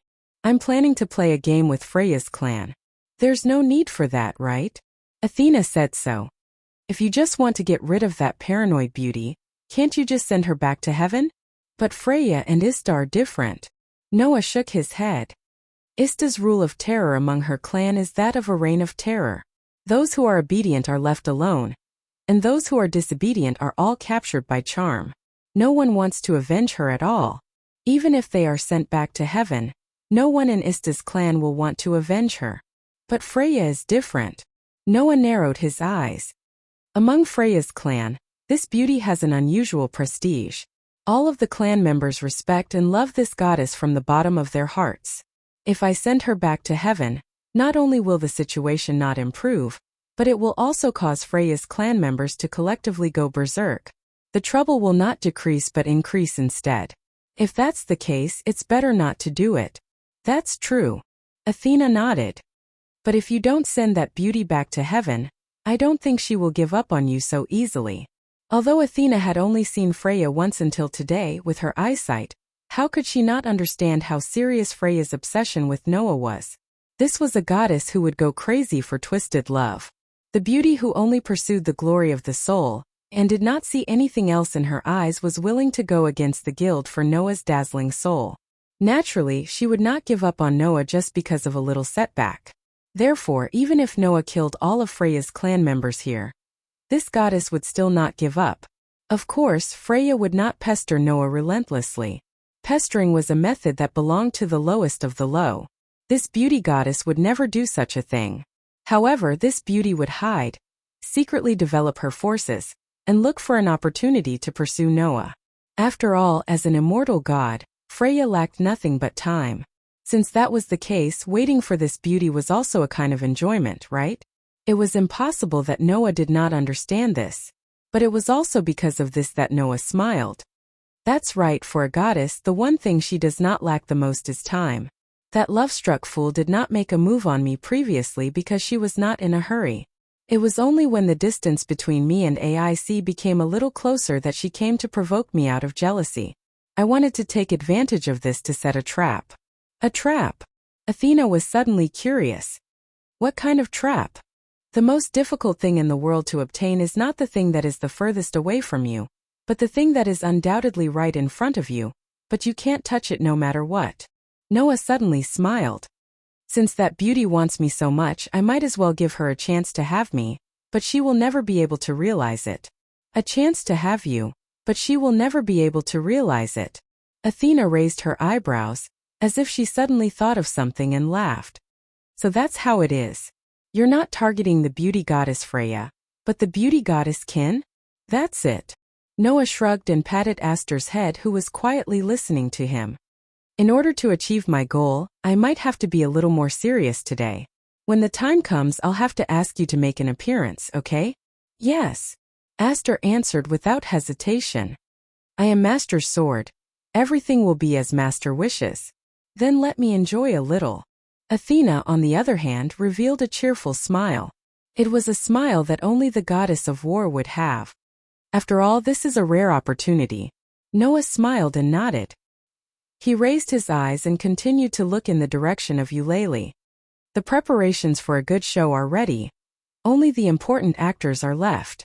The curtain of night slowly began to descend. Tonight there were no stars in the sky, only a crescent moon that sat in the center, emitting a gentle moonlight. Under the illumination of the moonlight, the magic stone lamps in the labyrinth city of Eulalie were like stars, embellishing the land of the city and brightening Eulalie. The lights from the city and the moonlight in the sky merged together, making this place not lack of light. And at the end of the moonlight and the lights, an army was marching towards the east of the city. The army called the clan members were fully armed, and each of them held a weapon in their hands. They had a terrifying expression that could scare away ghosts as they marched towards their destination. In this army there were humans, dwarves, elves, orcs, and of course there were also Amazons and dwarves. The army of various races from the lower realm exuded a terrifying aura. Under the lead of the leader, they came to the bottom of a steep hill. The young catman, Alan, twitched the tip of his nose and said coldly, "I can smell the fragrance of flowers. The flower field should be in front of this steep hill." Hearing this, everyone began to show a murderous aura.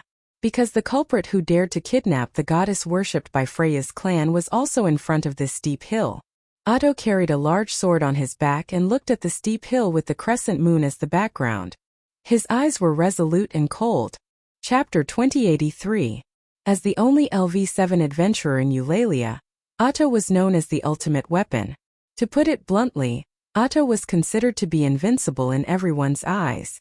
Loki's clan expedition to the dungeon, reaching the unreached area, and breaking the floor record.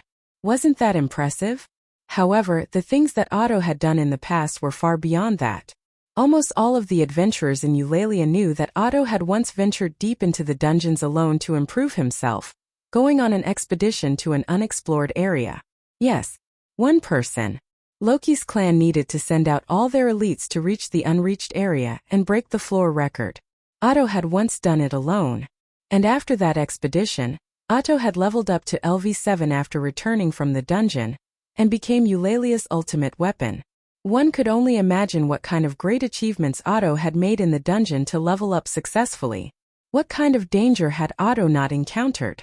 Not to mention a mere steep slope, Otto had even successfully overcome the Shuras in the deeper regions of the dungeon. However, at this moment in Otto's eyes, this seemingly ordinary slope, which did not even have a single monster of the lowest level, was more frightening than any of the dangers he had experienced in the past. On the steep slope there were no rare monsters in the dungeon, no enhanced-type monsters, and no terrifying floor masters. There was only a single human. But it was because of that human's existence that in Otto's eyes, this seemingly ordinary steep slope became scarier than any danger.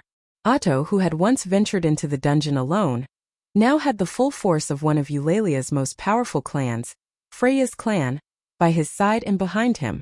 Not only the level 1 adventurers of LV5 and LV6, but also the level 2 adventurers of LV3 and LV4, even the level 1 and LV2 newbie adventurers in Freya's family were all gathered here.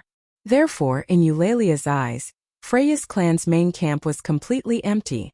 Any weak clan had the ability to break in and take away the large amount of wealth accumulated inside. But none of that mattered. As long as they could save their most beloved goddess, not to mention the wealth accumulated in the base, even if they had to give up their lives, no one would care. Of course, as long as we can save our noble goddess, even if it's our dignity and glory, we are willing to give it up. Otto's voice seemed to be able to shatter everyone's confusion as he ordered resolutely. So remember, our goal is to save Lady Freya, not to tangle with the tyrant. Once we meet the tyrant, no matter what, we have to keep him occupied. Then, a few of us will go and save Lady Freya. Hearing this, everyone nodded without any objection. Even Alan's eyes were filled with unhappiness, but he nodded. The young cat-human's pride was higher than anyone else here. Asking the young wercat to harass an opponent that he couldn't defeat was even worse than asking him to die. However, compared to these, Alan could not forgive himself for not being able to rescue his beloved goddess. Compared to the safety of his beloved Lady Freya, whether it was his pride or his own life, Alan could give it all up. But that did not mean that Alan was willing to admit that he was not as good as Noah. Let me make myself clear, Otto. Alan gripped the silver spear in his hand, his voice as cold as ice. If we meet the tyrant, no matter what, I will go. Leave the mission of saving the goddess to the others. Alan, who prided himself on his amazing speed, was undoubtedly the best candidate to save Freya. Run must have thought that if Otto wanted to pick a team to rescue Freya, Otto would definitely include him in the team. Unfortunately, this time Alan guessed wrong. I will leave the mission of saving Lady Freya to a 3-man team of LV1, Otto said. The rest of our forces must be invested in the battle against Noah Dole, or else we have no chance of winning. In other words, if Alan, who was LV6, was included in the rescue team, it would lower their chances of winning even more. They had to put in the strongest combat power. Otherwise, they would not be able to achieve their goal. This was what Otto wanted to say. Higuni and Haichin could not help but speak up. Otto, aren't you thinking too highly of the tyrant? Higuni said flatly. I admit that the man is very strong, but he is only one person, right? Yes. Haichin nodded in agreement. No matter how strong he is only one person. Do you think that we can't defeat him even if we put in all of our forces? Haichin's words immediately attracted the agreement of the fully armed Gulliver brothers. That man defeated the four of us easily. Even Alan lost to him when he was with us. But this time all of Freya's forces are here, we can't lose to one person. Besides, Otto, don't we still have you? The four humanoid warriors all expressed their thoughts, which immediately attracted everyone's approval. 1 LV7, 3 LV6, 4 LV5, with a large number of LV. 1 to LV. For adventurers, this level of force was more than enough to conquer a kingdom. Even if they were to conquer the entire continent, they would be invincible. If that was the case, who would believe that a mere human would be able to contend against such a force? That's just a person after all, not an omnipotent god. Alan concluded with such a disdainful remark. Are you scared out of your wits? Otto? Alan's disdainful words were met with Otto's silence. At this time, Otto's mind was filled with the terrifying magic that Noah used to destroy an entire city during the war game. Otto only had one thought. Would Freya's family be able to block that spell? If he couldn't, then how could he win? Of course, Otto did not say this out loud. Even though he considered himself as a warrior, Otto was still the leader of a clan. How could he do something that would boost the morale of others and diminish his own? It would definitely affect morale. That was why Otto did not say anything and directly gave the order. The 3 people I named, sneak up from the other side of the steep slope and find a chance to save Lady Freya. Hearing Otto's order, the crowd was slightly dissatisfied, but they did not say anything else. Unfortunately, it was a little too late to sneak in from the back. There's no need to go through so much trouble. When such a voice reverberated through the world like a sound wave, the atmosphere in the entire space instantly froze. With Otto as the leader, all the adventurers of Freya's clan were shocked. They raised their heads and looked up the steep slope. In the next second, everyone saw it. A figure, with his back to the crescent moon in the sky, walked down the steep slope step by step. Yo! The youth appeared like he was riding on the moonlight, and suddenly smiled at Freya's clan members. I've been waiting for you for a long time. Looking at the youth standing on the steep slope with his back to the crescent moon, every Freya's clan member's expression changed. Even Otto stared closely at Noah, and as if squeezing out a voice from his throat, he called out the newcomer's name word by word. Noah Doria. The voice dissipated in the wind after a while. However, the atmosphere was as cold as ice, and everyone gripped their weapons tightly, pointing them at Noah in unison. Looking at this scene, Noah did not seem to care at all. His gaze swept across every member of Freya's clan. Is this the full strength of Freya's clan, one of Eulalia's strongest clans? Noah's gaze swept across everyone, and finally stopped on Otto and smiled. Looks like we're going to have fun today. This one sentence stunned all the members of Freya's clan who were intimidated by Noah's sudden appearance, and then they all became angry. Fun. In other words, the full strength of Freya's clan members was just a game to Noah? Unforgivable. Chapter 2084. As if they had been provoked, Freya's clan members were all enraged at this moment. Noah Dole.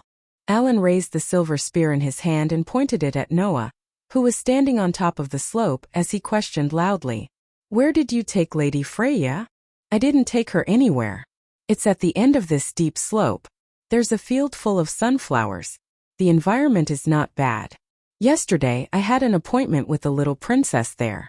I even asked the 2 children who have formed a contract with me to take care of her. I won't neglect her. Noah's tone was relaxed. All you have to do is follow this path, and you'll see your beloved goddess. What do you think? Simple, isn't it? Yes, it is. Higuni laughed coldly. But will you obediently make way for us? Who knows? Noah said with a half-smile. I'm not asking you to defeat me. As long as you can pass through here, I won't chase after you. Can I take it that way? Haichin looked straight at Noah. In your opinion, there are so many of us here, but none of us can pass through. Are you trying to hint at us like that? Do you think I'm looking down on you? Noah's lips curled up. Then why don't you come and prove it? Noah's insufferably arrogant words and attitude infuriated Freya's clan members one after another. As one of the two strongest clans in Euryal's clan, they had never been looked down upon like this before. Did this man really think he could defeat all of Freya's clan by himself? Alan was so irritated that even his hair stood on end, and his voice was full of anger. Do you think we're as useless as Apollo's clan? Didn't I tell you? Noah shook his head with a smile. He raised his hand and made a provocative gesture. Why don't you come and prove it? In an instant, the fuse in the hearts of Freya's clan members was ignited. How arrogant! Do you really think you have nothing to fear in this world after committing the taboo of killing a god? You'll pay the price. Let's see how long you can keep your mouth shut. The Gulliver brothers shouted one by one. Everyone was provoked to the point where they almost lost their minds. Only Otto was able to maintain his composure. Looking at Noah, who had a half-smile on his face, Oda raised his hand. Following Oda's action, all of Freya's family members shut their mouths and stopped talking. They glared at Noah with eyes burning with rage. Under such circumstances, Oda spoke in a deep voice. Noah Dole, return our noble goddess to us. The entire place fell silent. The relaxed smile on Noah's face faded bit by bit, replaced by an extremely calm expression. However, in the next moment, Noah's words were like a bomb thrown into the calm space, exploding a taut string. Do you think I want to keep that idiot? Are you the only ones who would treat a goddess who only has a superficial appearance as a treasure? Idiot! As soon as he finished speaking, Otto's calm expression twisted. Oh! A thunderous roar suddenly rang out. A terrifying killing intent surged from Otto's body. Just like the calm before the storm, all of Otto's previous calmness was annihilated. All that was left was the impact of emotions, and his heart was in a frenzy. Otto could tolerate anything, but there was one thing he could not tolerate. That was an insult to the goddess of beauty. Once upon a time, when he first met Freya, Otto had attacked Noah because of his disrespect to the beauty. Now, Otto had once again abandoned his rationality. Bang! In the midst of an explosive sound, the adventurer who had been given the title of Fierce One crushed the ground under his feet, creating a shockwave. Under the vibration of the strong wind, he fiercely rushed in the direction of Noah. Clang! Otto pulled out a large and sharp blade from his back and gripped it tightly in his hand. Whoosh! A sharp sound pierced through the air, causing his towering body to shoot out like a cannonball. In the next instant, Otto had rushed in front of Noah. His eyes were crimson red, and his right hand was raised high. His muscles bulged to the point that even his veins were bulging. He aimed his weapon at the human youth in front of him without hesitation. In an instant, a cold arc of light and a sharp sword aura scraped against Noah's face, illuminating his deep pitch-black eyes. Noah's expression didn't change as he stared at the furious Otto swinging his blade at him. Instead, his voice rang out clearly. That's why I said you're an idiot. A phosphorescent energy suddenly surged from Noah's body. Cold Queen of Steel, the holy sword that slays demons and demons, become a sword of steel, and bestow upon me divine power. A mysterious and unfamiliar elven incantation spilled out from Noah's mouth, causing the elven mark on the back of Noah's hand to emit a dazzling light. In response to the call of the contract, a young elven girl with waist-length straight silver hair appeared out of thin air. She raised a pair of purplish eyes, and raised a small hand towards the large blade that was swinging down. Then something unbelievable happened. Clang! Amidst the sound of steel being ravaged by force, the razor-sharp broadsword in Otter's hand suddenly twisted without any apparent reason. It was as though an invisible hand had forcefully crushed it into a ball, turning the blade into an unbearable sight. Oh! Otto's expression abruptly changed. At this time, Noah was still chanting the incantation. Divine starlight, lightning of salvation, wisdom of the goddess, indestructible steel sword, appear in my hand. The elven mark on the back of Noah's hand shone brightly. Thus, the young girl with shoulder-length silver hair similarly burst forth from within the radiance. Her bewitching snake-like eyes immediately focused on Otto's body. Just like the former, she raised a hand, but this time it was aimed towards Otto's chest. Beep beep beep! A streak of lightning flashed. Not even giving Oda a chance to react, a bolt of lightning of salvation erupted and exploded on Oda's chest. Bang! Amidst the explosion, resplendent lightning flashed in all directions, causing Otto to groan as if he was struck by lightning and was sent flying. Otto! The level 1 adventurers of Freya's family all stood up in shock. A few of them quickly rushed forward and caught Otto, who was sent flying backwards, preventing him from ending up like a rolling gourd. However, when everyone saw the scene on Oda's chest, everyone's pupils shrank. The armor on Otto's chest had long been shattered, and even the clothes in front of his body had been blasted apart, revealing his burly physique. However, Otto's chest, which was as hard as a rock, was now festering as if the skin on it had been burnt away. Cough, cough. Otto could not help but cough a few times, blood dripping from the corner of his mouth. Seeing this scene, everyone's heart trembled. On the other hand, Noah's side raised their eyebrows and began a discussion. Only this degree of injury? Alice questioned her companion with an expressionless face. You have been too merciful, divine sword elf. I have indeed been merciful. The power of the lightning of salvation had been suppressed to its limit. Athena replied calmly. But even if the power was adjusted, the lightning of salvation would still be enough to cause any human in this world to faint. I did not expect it to only cause such a degree of injury. It's not your fault. It should be related to Otto's own ability. Noah shook his head. Every person who receives a favor has a basic ability that they specialize in. Judging from Otto's appearance, this ultimate weapon of Eulalia should be either strength or durability, right? This orc's durability attribute isn't low, huh? Seeing Noah making sarcastic remarks, Alan and the others felt their blood rush to their heads. Didn't you say you were alone? Alan roared angrily. Admit it if you hid reinforcements. Despicable scum. Despicable scum. Noah mocked. You can't win, so you're using this as an excuse? Where are you from? You? Alan's face was ferocious. Noah acted as if he did not see it and spoke indifferently. Also, Aster and Athena are not reinforcements. They are my swords. Chapter 2085. Sword. The members of Freya's clan were all stunned. Only Otto pushed away the members who were supporting him and clutched his chest. There was blood at the corner of his mouth, but his gaze was as sharp as a knife, piercing Aster and Athena. Soon after, Otto said something that shocked everyone. Those two girls are fairies, right? Fairies? The members of Freya's clan were all shocked. Noah nodded calmly as the members of Freya's clan stared at him in disbelief. Correct. Aster and Athena are fairies who will assist me. Noah extended his hand to Aster and Athena. Aster and Athena naturally extended their hands and shook Noah's hand. Divine power surged from the three of them at the same time. Asterisk clang. Asterisk dazzling light bloomed from Aster and Athena's body at the same time.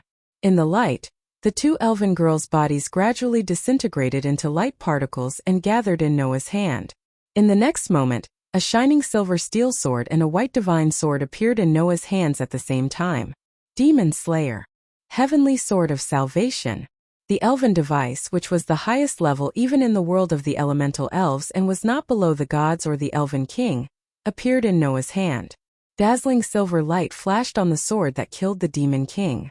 Dazzling light burst out from the divine sword that cut through the stars. The silver light and platinum light turned into the two most dazzling colors in the world, dispelling the surrounding darkness and illuminating the entire world. The members of Freya's clan were all stunned. Higuni and Haichin's faces were stiff. The Gulliver brothers' eyes were filled with shock. Alan's grip on his weapon tightened bit by bit. Otto stared at the sword and divine sword in Noah's hands, as if he was paying respect to the pair of swords, and spoke with a trembling voice. I see. Are you the hero of this era? Fairy spirits were synonymous with miracles. Everyone knew that fairy spirits were existences that assisted the heroes, and they were favored by the gods. Only the heroes and the brave could receive the help of the immortal spirits and obtain the power of miracles. And Noah had two such miraculous agents by his side. Two immortal spirits had become existences to assist Noah, and had even transformed into Noah's weapons. What did that prove? It proved that Noah was a hero that even the immortals had to acknowledge. A strength that doesn't match your level Is it because you obtained the recognition of 2 immortal fairies? Otto ignored his own injuries and stepped forward. Is that why you're so powerful? Since ancient times, heroes and warriors who could gain the favor of 2 immortal spirits were as rare as phoenix feathers and unicorn horns, let alone someone who could gain the recognition of 2 immortal spirits at the same time. A hero who could gain the recognition of 2 immortal spirits at the same time had yet to appear. However, Noah did it. In this era where the gods had descended and the heroes had all passed away, Noah had achieved a feat that no one had ever done before. If this was the reason why Noah was so powerful, then everything could be explained. In ancient times, with the help of a fairy, the people of the lower realm could obtain great power and become heroes.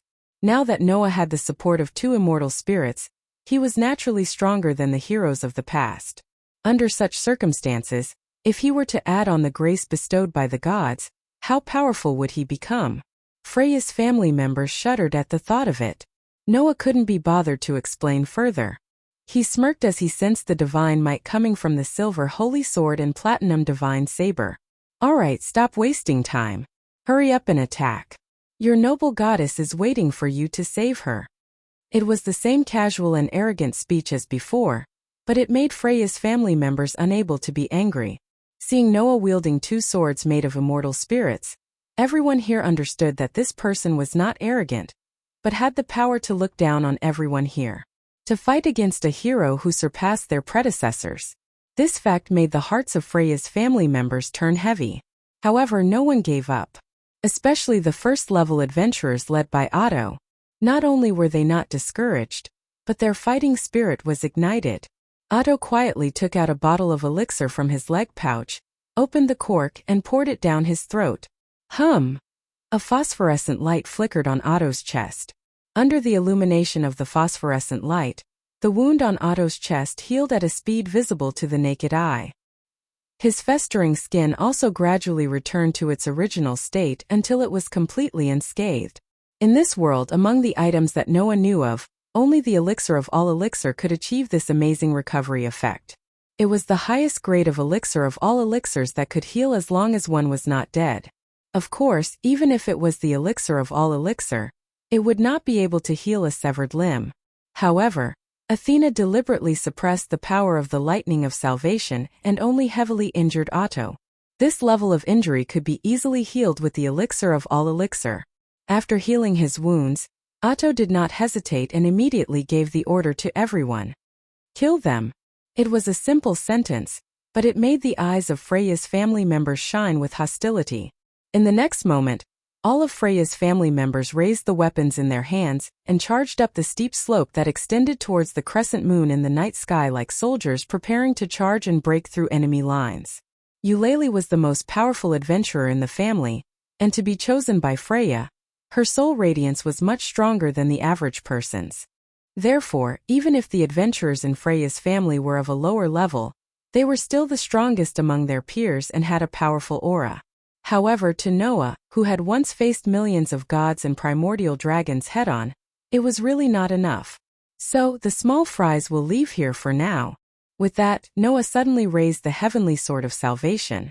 O lightning of salvation, bloom here! The platinum divine saber, which was shining brightly, immediately stirred up strong lightning. The lightning was like an explosion. It turned into bolts of lightning that fell toward the bottom of the steep slope. They were like meteors falling from the sky, falling like raindrops. Boom, boom, boom, boom, boom. A series of explosions rang out in the air. Ah! Screams and sorrowful cries followed. Bolts of lightning fell from the sky and landed on the steep slope one after another, exploding the ground and setting off a shockwave. Freya's family adventurers who were charging forward were blown away like large pieces of trash. Suddenly, Freya's family adventurers screamed in sorrowful cries one after another, as they were blown away by the terrifying lightning. The scene was like an army that had stepped on a landmine, and it became chaotic all of a sudden. The low-level adventurers who had only reached LV 1 and LV 2 were almost all defeated by the lightning. They either fell to the ground or hit the rocks groaning in pain. Only the high-level adventurers who were LV3 and LV4 rushed through the lightning attack and continued to charge forward without fear of death. Unfortunately, these adventurers did not know that if Noah really wanted to, Not to mention the continuous lightning attack. All it would take was a full-powered lightning of salvation, and this mountain would completely disappear from the map. What was even more unfortunate was that these adventurers did not know that even if they survived the lightning, what awaited them was only an even more terrifying attack. O light of salvation, shine here. After a very short chant, the heavenly sword that was raised high by Noah no longer released lightning. Instead, it suddenly lit up. Immediately, a flash of light appeared from the platinum heavenly sword and turned into a beam of light that suddenly shot out. The beam of light seemed to intend to raise the slope to the ground. It rubbed against the ground, kept level with the slope, and swept down as far as it could. Seeing this scene, Freya's family members' faces changed drastically. Chapter 2086. BZZZ. The light beam kept rubbing against the ground under the vibrations of the air. It tore through the soil, separated the atmosphere, and swept across space, leaving a huge gully on the steep slope.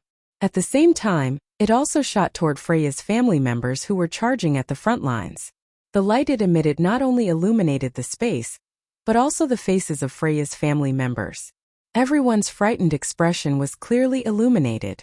At this moment, every member of Freya's family felt a sharp sense of crisis in their hearts. That sense of crisis, as if they had encountered death, clearly told every member of Freya's family how terrifying this light beam that was shooting at them at an astonishing speed was. Under such circumstances, the group of Freya's family members could not even move a muscle. All of them were frozen in place. Just like that, the fatal danger approached Freya's family members step by step. At this critical moment, four short figures darted over Freya's family members and landed heavily in front of everyone like boulders. They were the Gulliver brothers. The 4 level 1 adventurers of the dwarfs stood at the forefront of Freya's family members, with an unstoppable momentum. They faced the terrifying light beam with a thick tower shield in their hands. Bam! The 4 thick tower shields were heavily smashed to the ground by the 4 level 1 adventurers. They were tightly pressed together to form a shield wall, protecting all of Freya's family members within. The light beam, like a comet falling from the sky, instantly landed on the shield wall. Bam! A thunderous roar rang out. The light beam, carrying a terrifying force, viciously struck the thick shield wall. In an instant, the force turned into a strong platinum light that burned everyone's eyes. Ugh! Under the unbelievably terrifying impact, the Gulliver brothers let out a low groan of anguish. The veins on their hands holding the shields bulged as they held on to the tower shields in their hands with all their might. The 4 tower shields were not only heavy, but also astonishingly tough. The material used was the hardest steel to break, and the hardest metal required to forge equipment with the indestructible attribute had even been added inside. The defensive power and sturdiness of the materials were frighteningly high, and even the full force of the floor master in the deeper regions could not leave a single mark on the materials. Based on their level, the 4 tower shields were all level 1 weapons, and each tower shield was worth more than 100 million Varus. With this kind of tower shield, coupled with the buff from the 4 golden flame warriors that could even surpass LV6, there had never been an existence that could break through this defense. Today, such an existence had finally appeared. Although Noah had reduced the power of the divine sword to avoid flattening the entire mountain and causing Freya, Orpheus, and Lilith, who were in the flower field on the mountain, to be caught in it, it was still a strike from the divine sword. The light of salvation could even sever a star. Even if most of its power was suppressed, the amount of divine power provided by Noah was not much. But how could a few shields defend against it? Thus, in the next second, a strange sound clearly sounded from the surface of the 4 tower shields. Pa-gee! The clear cracking sound made the 4 Gulliver brothers widen their eyes. Piak piak piak piak. Following that, cracks began to appear on the surface of the 4 tower shields along with cracking sounds. In the blink of an eye, the cracks began to spread. The faces of the 4 Gulliver brothers were flushed red from exerting too much strength. Ignoring the tower shield that was gradually cracking under the impact of the platinum flashes, they roared in unison. Oh! Relying on their intimidating aura, the warriors of the Hominid clan did not retreat. Instead, they charged forward with their tower shields. Boom! The light of salvation immediately seemed to have been detonated. It completely exploded, stirring up shocking flames and shockwaves. Oh! In the flames, the Gulliver brothers, who were holding the broken tower shields, rushed out together. As they roared, they set up different weapons. Sword, hammer, spear and axe, for different weapons suddenly appeared in the hands of the 4 Gulliver brothers. The 4 hominid warriors swung the weapons like 4 meat grinders and rushed toward Noah. "You have some ability," Noah said with surprise and admiration. He slightly raised the holy sword and divine saber in his hands. However, just as Noah was about to attack the Gulliver brothers, 2 figures suddenly appeared behind the broken tower shield that the Gulliver brothers had set up. They were like 2 afterimages as they rushed towards Noah from the left and right of the Gulliver brothers. Die! The young catman Alan was proud of his swift legs. His figure almost turned into a phantom. In the blink of an eye, he rushed to the left side of Noah. The silver spear in his hand was like a viper, suddenly stabbing out violently. "Me too." The dark elf Higu dashed to Noah's right side with a speed that was only slightly slower than Alan's. At some point in time, he was holding a pitch-black sword in his hand. He turned into a streak of black light and stabbed at Noah's throat. The LV6 champion that Freya's family was proud of had finally made his move. Moreover, his first move was a swift and fierce killing move, showing no mercy at all. At the same time, the 4 Gulliver brothers rushed to the front of Noah. Their figures appeared behind the broken tower shields. The sword, hammer, spear, and axe in their hands were swinging violently. With a whistling wind, they violently attacked Noah in front of them.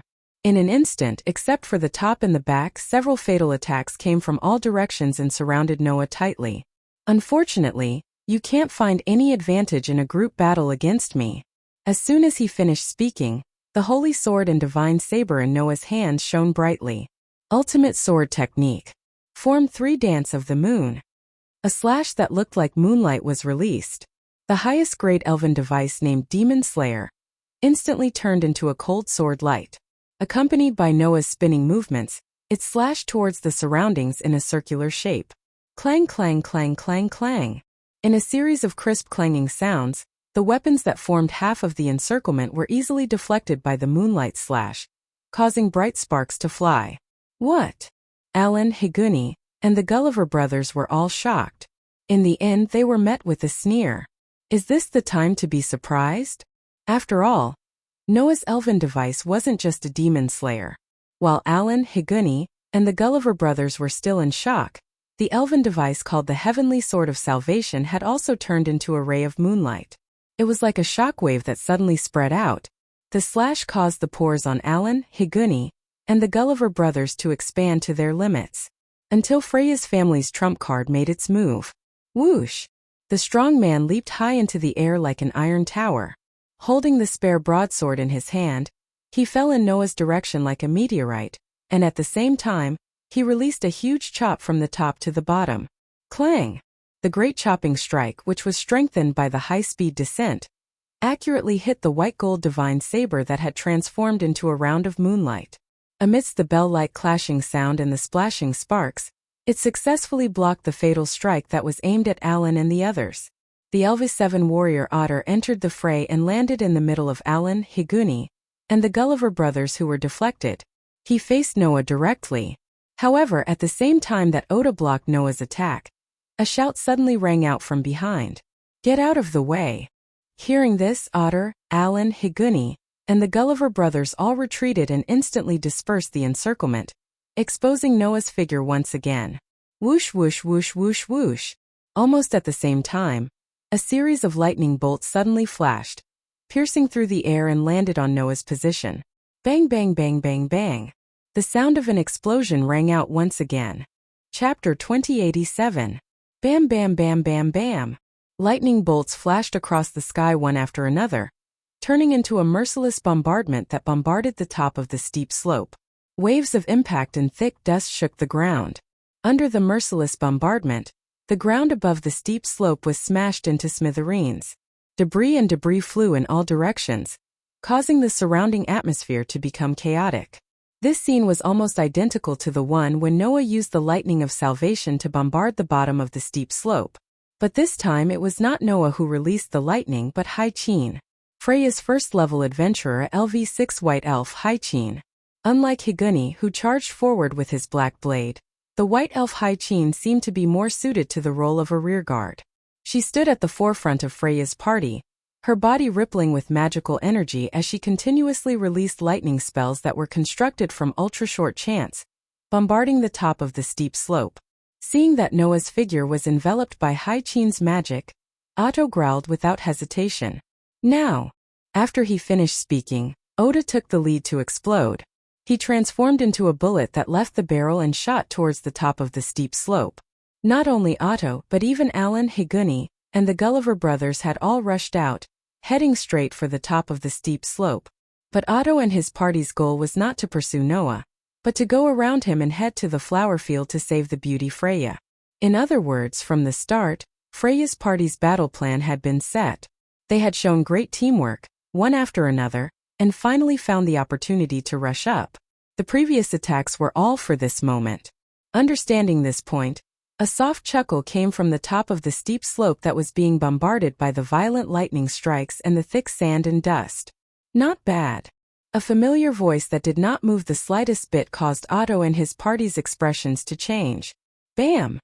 With a loud explosion, a violent divine aura shook the center of the lightning bolts, instantly blowing away the surrounding dust and impact. Noah, who had revealed himself from within, looked up at Otto and the others whose expressions had changed drastically. He raised his platinum divine blade and swung it forcefully. That was really just a simple wave of strength. But this time Noah was slightly more serious. After eternal strengthening, his physical strength alone had reached 5 digits. The strong wind caused by the powerful strike of a top-tier deity turned into a formless shockwave that spread out. Caught off guard, Otto and the rest were unable to react in time, and were directly struck by the powerful gust of wind that came crashing down on them. Bam! Like an explosion, the formless shockwave heavily shook Otto, Alan, Higuni, and the Gulliver brothers. Grr! Otto, Alan, Higuni, and the Gulliver brothers cried out in agony. Their bodies seemed to have crashed into an invisible wall, and were sent flying like rubber balls towards Freya's family members who could not react in time. In an instant, the adventurers of Freya's family were knocked down by Otto and his party who were sent flying backwards. Cries of surprise rang through the night sky. Damn it!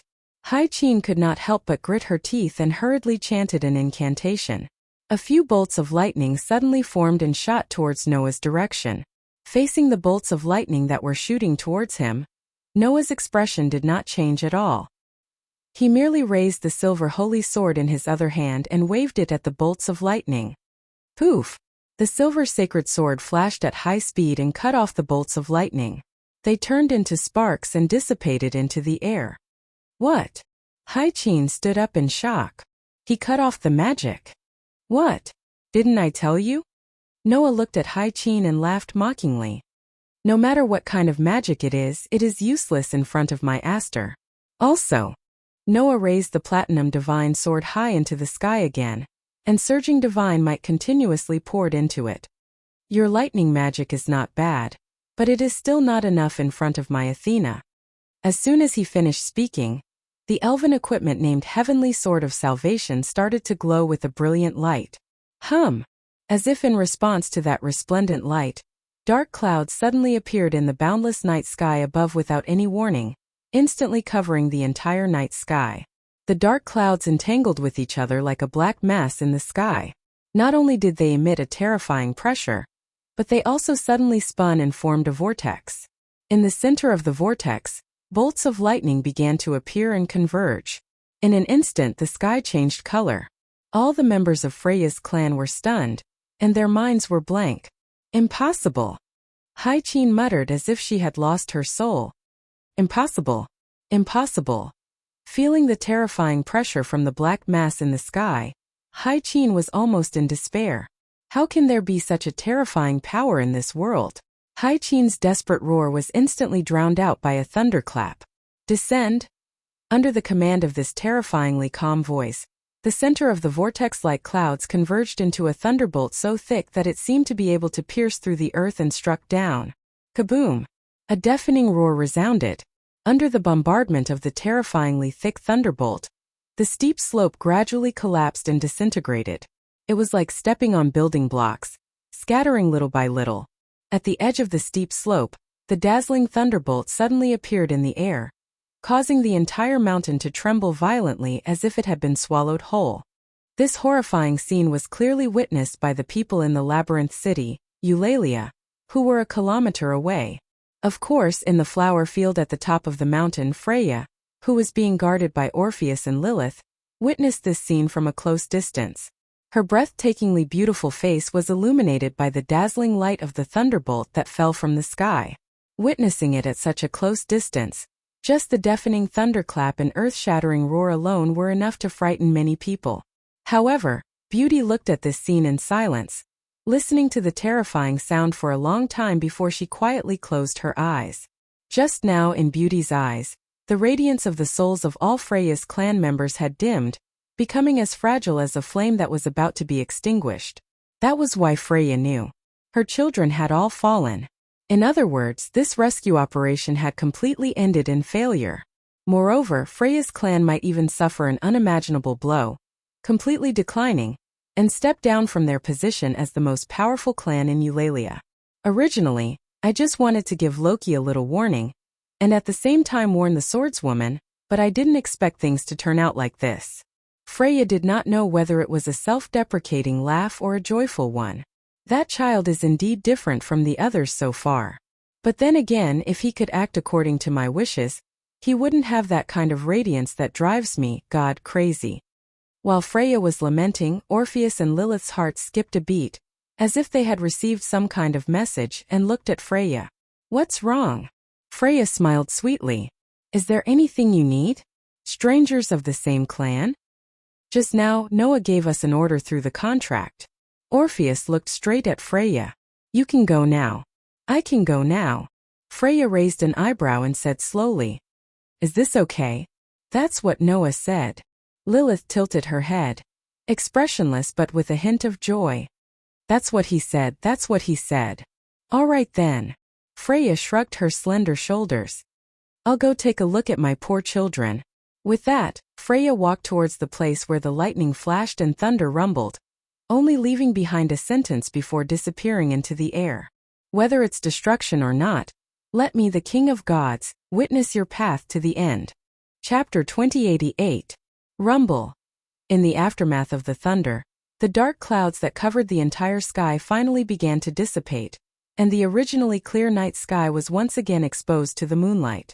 The lightning that flashed on the side of the mountain also dimmed after an unknown amount of time. The platinum divine blade that was raised high up in the air retracted its radiance, and was slowly lowered by its owner. In one hand he held the demon slayer. In the other hand, he held the heavenly sword of salvation. The divine power on Noah's body gradually subsided, and he looked forward. Ugh! Ugh! Ah!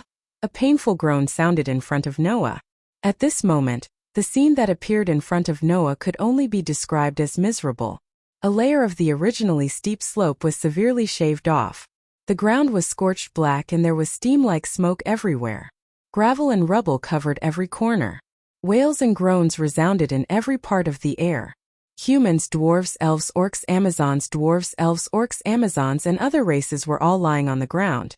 From time to time, one or two electric currents would run through their bodies, causing them to twitch. If there must be a way to describe the scene in front of him, then there was probably only one way to describe it. It was too horrible to look at. Under the direct attack of the thunder, Freya's family, one of the most powerful clans in the labyrinth city Ar-Ali, was completely defeated and could no longer stand up. The armor on their bodies had been shattered. The weapons in their hands could not be raised. As if they were completely ravaged by the enemy, all of Freya's family members were lying on the scorched ground, twitching and groaning at the same time. Such a scene was like hell. Noah, who was holding the demon slayer and the heavenly sword of salvation, looked at this scene without any ripples on his face. He slowly lifted his feet and walked forward. The scorched ground was like a fragile pastry under the footsteps of his shoes, and it scattered weakly. Wherever he passed, the adventurers who were confronting him just now could not stand up and could only groan. Noah walked past the adventurers on the ground and arrived in front of a burly orc. Looking down at Otto, who was also lying on the ground, Noah's pair of deep dark eyes flashed slightly, as if he was talking to himself. Even if you have reached LV 7. You are still only at this level? The orc who was lying on the ground suddenly moved his hand. Noah, as if he did not notice anything, looked around at the fallen Alan, Higuni, Hai-Chin, and the Gulliver brothers and spat out sarcastic words. The so-called strongest clan in the end is still only at this level? Alan, Higuni, Hai-Chin, and the Gulliver brothers' hands also trembled. Noah stood in the middle of Freya's family members who had fallen to the ground. His voice was calm, but the sarcasm and disdain in his voice was clear. There are so many people and there is 1 LV, 7 3 LV 6 and 4 LV. 5 first-level adventurers plus a bunch of LV. 1 to LV. For adventurers and they can't even get past me. Is this the clan that the beauty Freya is so proud of? That love-struck fool wants me to join this clan? What a joke! Their trembling hands immediately clenched into fists, holding the charred soil in their hands, convulsing endlessly. Noah's voice continued to reverberate, and it reached the ears of the people who were lying on the ground.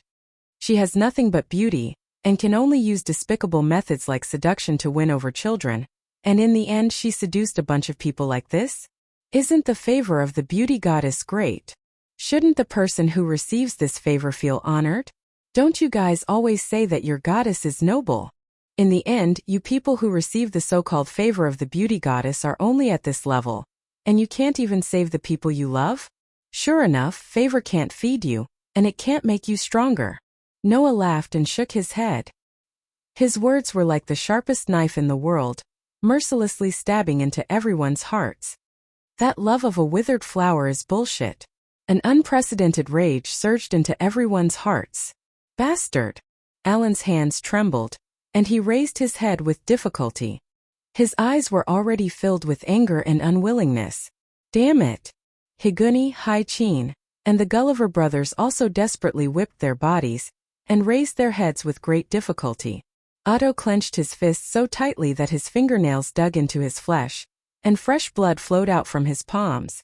At this moment, the hearts of Freya's family members were filled with the most intense anger, and the most intense regret. Their goddess, whom they had always respected and worshipped, was humiliated by someone else, and they could not even grind his bones to dust. This anger and regret was not only directed at Noah, but also at themselves. It was no exaggeration to say that at this moment, as long as they were Freya's family members, they would feel worse than death. If not for the fact that they could not move, they would have charged at Noah a long time ago. Unfortunately, they were powerless. No matter how much they wanted to stand up, the intense pain that assaulted their minds caused Otto and the others to groan in pain. As a result, everyone on the ground could only raise their heads and stare at Noah with eyes full of bitter hatred. They wanted nothing more than to bite off a piece of flesh from Noah's body. Noah only curled his lips when he saw this scene. Just like a bunch of stray dogs, there's no value in killing them.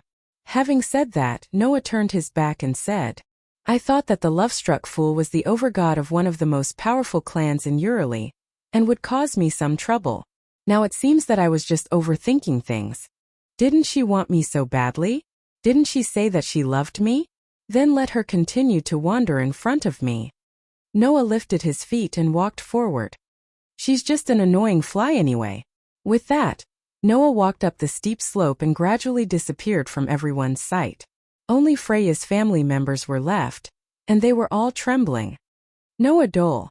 Alan allowed the anger in his heart to explode, and let out the most hysterical roar of his life. The others also roared furiously, but tears flowed from their eyes. Only Oda lowered his head and gritted his teeth until blood dripped from the corner of his mouth. Why am I so weak? When Freya came down from the flower field at the top of the mountain and walked along the collapsed slope to where Freya's family members were. Freya's family members had already forced themselves up, and were leaning against the rocks to heal themselves. Some were using recovery magic on the injured. Some were drinking the recovery potions that they had prepared. Everyone was doing their own thing, but their eyes were full of decadence and lifelessness. Looking at this scene, Freya narrowed her eyes and walked forward. In the next second, Freya's family members noticed their overgod. Lady Freya. The dispirited adventurer's eyes lit up again. That look in his eyes was like that of a lost child who had found his parents. With Oda at the lead, Freya's first-level adventurer stepped forward and knelt in front of Freya. Lady Freya, you've been frightened. Indeed, I've encountered many surprising things. Freya crouched down and caressed Oda's face. She looked into his eyes and spoke softly. However, you all seem to have suffered even more than me. Everyone was silent. Lady Freya, Oda said in a low voice. Where's Noah Dole? He left, Freya said flatly. I was spared. It seems that in their eyes, I'm not even worth being sent back to the heavens. Her words reminded Oda and the others of Noah's scornful and sarcastic words. They all bit their lips. The helplessness of not being able to save their overgod with their own hands filled everyone's hearts. Oda was silent for a moment before he raised his head and looked directly at Freya. Do you still love that man? Chapter 2089. Are you still in love with that man? Otto's words caused the atmosphere in the room to become heavy. At this moment, all of Freya's family members were looking at their beloved goddess with an unprecedented seriousness in their eyes. Under everyone's gazes, Freya smiled sweetly as if she could read everyone's thoughts. I see hatred and rejection in your eyes. I'm sure that today's events have made you all hostile towards that child? If that was the case, then as a qualified overgod, Freya had to give up on Noah. Because if Freya still wanted to get Noah and let Noah join her clan, then all of Freya's clan who saw Noah as an enemy would have a grudge against him. In this way, even if Freya's clansmen were intimidated by their overgod's command and their love for Freya, and reluctantly joined the same clan as their enemy, it would still sow seeds of discord in the clan and cause the clan to collapse. If she was a qualified overgod, then she could not bury such a bomb in her clan and cause the clan to collapse. However, Freya said this to everyone. I love that child, and if I have to add weight to this love, then even if all of you added together, you still wouldn't be as heavy as him. The cruel words made the hearts of Freya's clansmen tremble.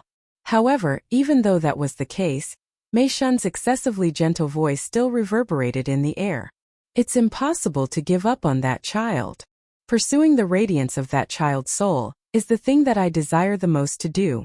There is nothing that can surpass this desire, he said. Even if it's a clan. Even if it's all of you. Her resolute words made everyone in Freya's clan fall into silence. For these clan members who loved Freya deeply, Freya's words were even more painful than Noah's. But even so, none of Freya's clan members were disappointed in their beloved goddess. Because no matter how uncomfortable they felt, it still could not overshadow the love and loyalty of Freya's clan members to their overgod.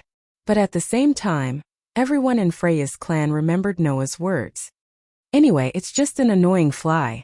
Yes, an annoying fly. For Noah, who was so powerful that he could ignore all of Freya's clan members, if Freya, who had no means of threatening him, continued to pester him, what was she if not an annoying fly? At this thought, everyone clenched their fists, their emotions burning in their hearts. For Freya, even if Noah looked down on her or even treated her as a fly, it was nothing, right? There was nothing else in the eyes of this beautiful goddess. She could only see Noah's sparkling soul. As long as he could pursue that glory, it didn't matter what Noah thought of him or what he did to the children of his clan. This was the distortion of Freya's emotions. In order to pursue the radiance of the soul, nothing else mattered. If Noah did not have the radiance of his soul, then Freya would not be so attached to the man she once loved, right? Therefore, Freya did not love Noah, but the radiance in Noah's soul. But even if Freya did not care about how Noah looked at her, it did not mean that the people here would tolerate Noah treating Freya like a fly. Thus everyone had the same thought. Stop it. They must stop their goddess from pestering Noah. He couldn't allow his beloved goddess to be insulted by Noah again. Apart from that, everyone's heart was also burning with the desire to fight against Noah. Their beloved goddess must not be humiliated, and they must not be looked down upon by that man. With this thought in mind, Otto was the first to raise his head and look at Freya. I understand, Lady Freya, Otto said. If that is the case, please leave this matter to us. Leave it to you? Freya raised an eyebrow and looked at Otto. What do you mean? Lady Freya wants that man, right? Otto met Freya's gaze and spoke without hesitation. Then let us bring that man to you, Lady Freya. You don't have to worry about this anymore. That's right. That was Otto's idea. Since their beloved goddess wanted Noah, then they would bring that man to Freya. This way, not only would he be able to clear his name, but he would also be able to prevent Freya from being humiliated. If he succeeded, he would be able to vent his anger, and when Noah joined Freya's clan tribe, the hostility towards him would not be so serious, which would eventually lead to an explosive factor being buried in the clan tribe. Who would not want to kill 3 birds with 1 stone? I know that currently we are not that man's match. We do not have the right to say such words. Otto closed his eyes. But in order to fulfill the great wish given to us by our goddess, we are willing to become stronger. We will become stronger than that man, so strong that we can bring him to you. Otto lowered his head to Freya as he uttered those words. We beg you, Lady Freya, to leave this matter to us. Just as Oda finished speaking, everyone from Freya's family, including Alan, Higuni, Haichin, and the Gulliver brothers all knelt on one knee, lowered their heads and spoke in unison. We beg you, Lady Freya, to leave this matter to us. Everyone suddenly fell silent. Freya stared at the pleading children who knelt on one knee in front of her, and suddenly smiled. That smile was not the infatuation she showed to Noah, nor was it the beauty she showed to outsiders. It was a smile full of joy. The gods of the heavens descended to enjoy the entertainment of the lower realms. Freya's smile was exactly the same as the smiles of those gods who craved for entertainment. So that's how it is. In this world there are not only me and that child. There are other people of all shapes and sizes. The intersection between you and that child because of me seems to have made some changes in you. This kind of change for us eternal gods is the most happy to see. If that is the case, I agree. Freya smiled happily. The man I once doted on and the man I love now. What kind of changes will the sparks between you two create? What kind of radiance will your souls shine? Let me wait and see. Yes, sir. Oda and the others answered happily. Things are getting interesting. Let me wait and see for now. Freya raised her head and looked at the bright moon in the sky with a smile. It's fine. We don't lack time anyway. We don't lack time anyway. On the way back to the labyrinth city of Eulalia, Noah spoke to Athena who was beside him. No matter how infatuated that beautiful goddess is, she's still a goddess in the end. That goddess should be happy to observe the changes that have occurred in all of the spawns under my guidance. It doesn't matter whether the children of the spawn succeed or fail, that goddess shouldn't care, right? It would be great if she succeeds. If she fails, then we can just continue to pursue her. Noah spoke Beauty's mind in a single sentence. We don't lack time anyway, do we? That's the thought of a god who pursues entertainment. Athena said calmly. That goddess probably didn't expect that we've been following your plan all along, right? That's because it's easier said than done. It's not easy to fight a battle of wits and courage with a god. Noah shrugged. Anyway, as long as that infatuated goddess doesn't appear in front of me again, I'll have achieved my goal. As for Freya's clan, they won't come looking for me until they have enough power. I should be able to have some peace. In my opinion, what you're doing is too complicated. Athena shook her head and said, if you really want peace, why don't you just kill all of Freya's family members and send the beauty goddess back to the heavens? Isn't that enough? Perhaps. Noah pursed his lips and smiled. But that's not my style. Chapter 2090. Ugh. The next day, Loki sat on the sofa with his arms crossed and his eyes closed in the chat room of Loki's clan. No one knew what he was thinking about. Almost all of Loki's upper echelons were present in the chat room, but they were all doing their own things. Finn, Riveria, and Gareth were discussing matters. Bert was lying on the other sofa.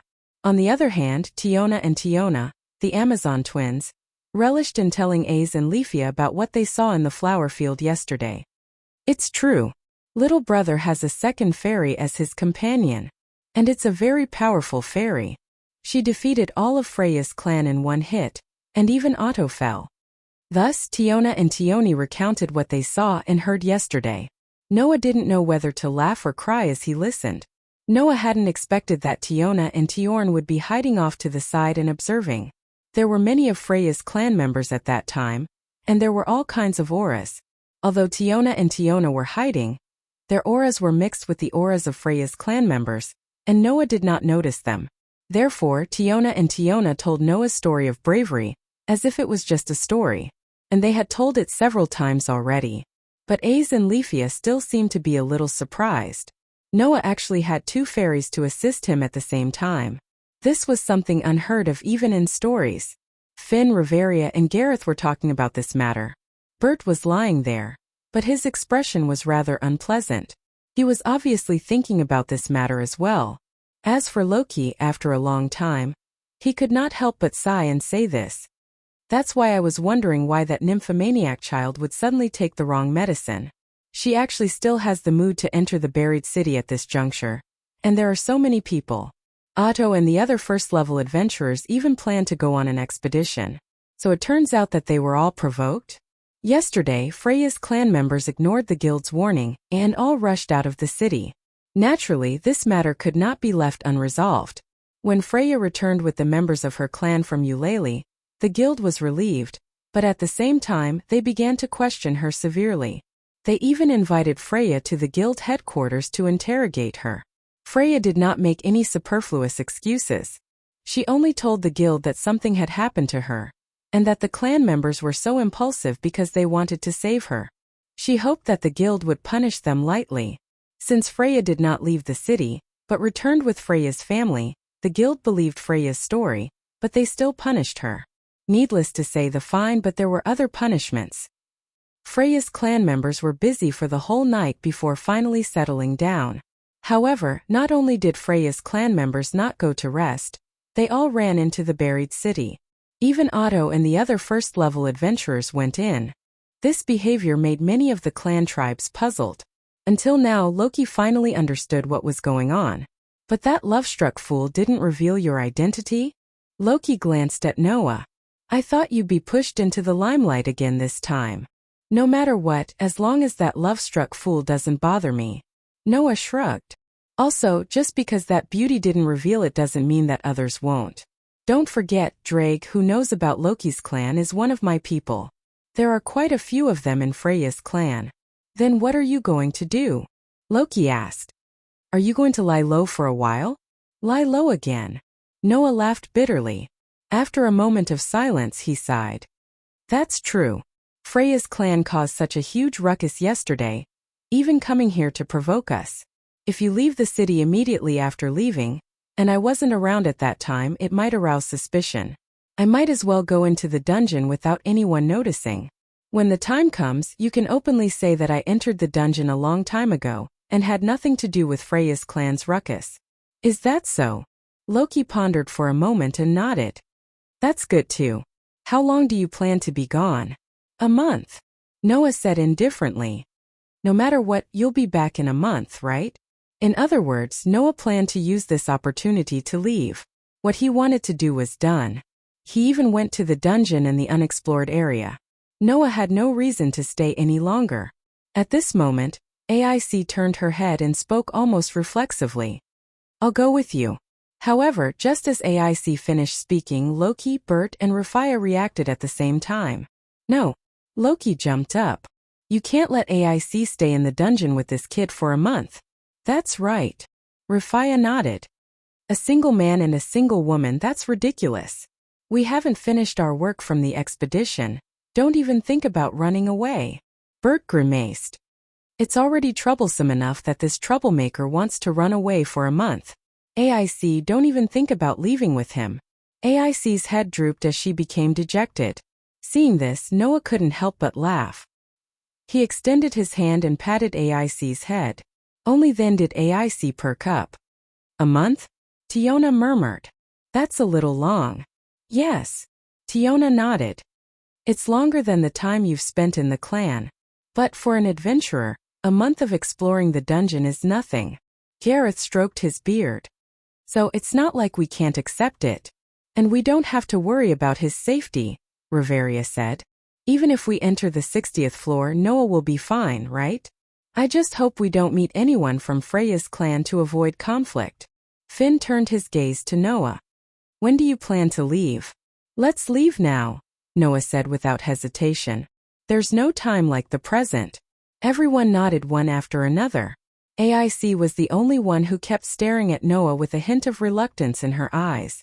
In response, Noah only patted AIC's head to calm her down. Then Noah seemed to have thought of something as he looked out of the window. Let's go take a look before we leave, Lord Bale. Lord Chunji. Lily, who was carrying a huge backpack, urged outside Hestia's clan camp. Please hurry up. I'm coming. Bale jogged out of the mansion, putting on his gauntlets as he ran. I'm sorry. I asked the great goddess to help me upgrade my ability. My daughter too.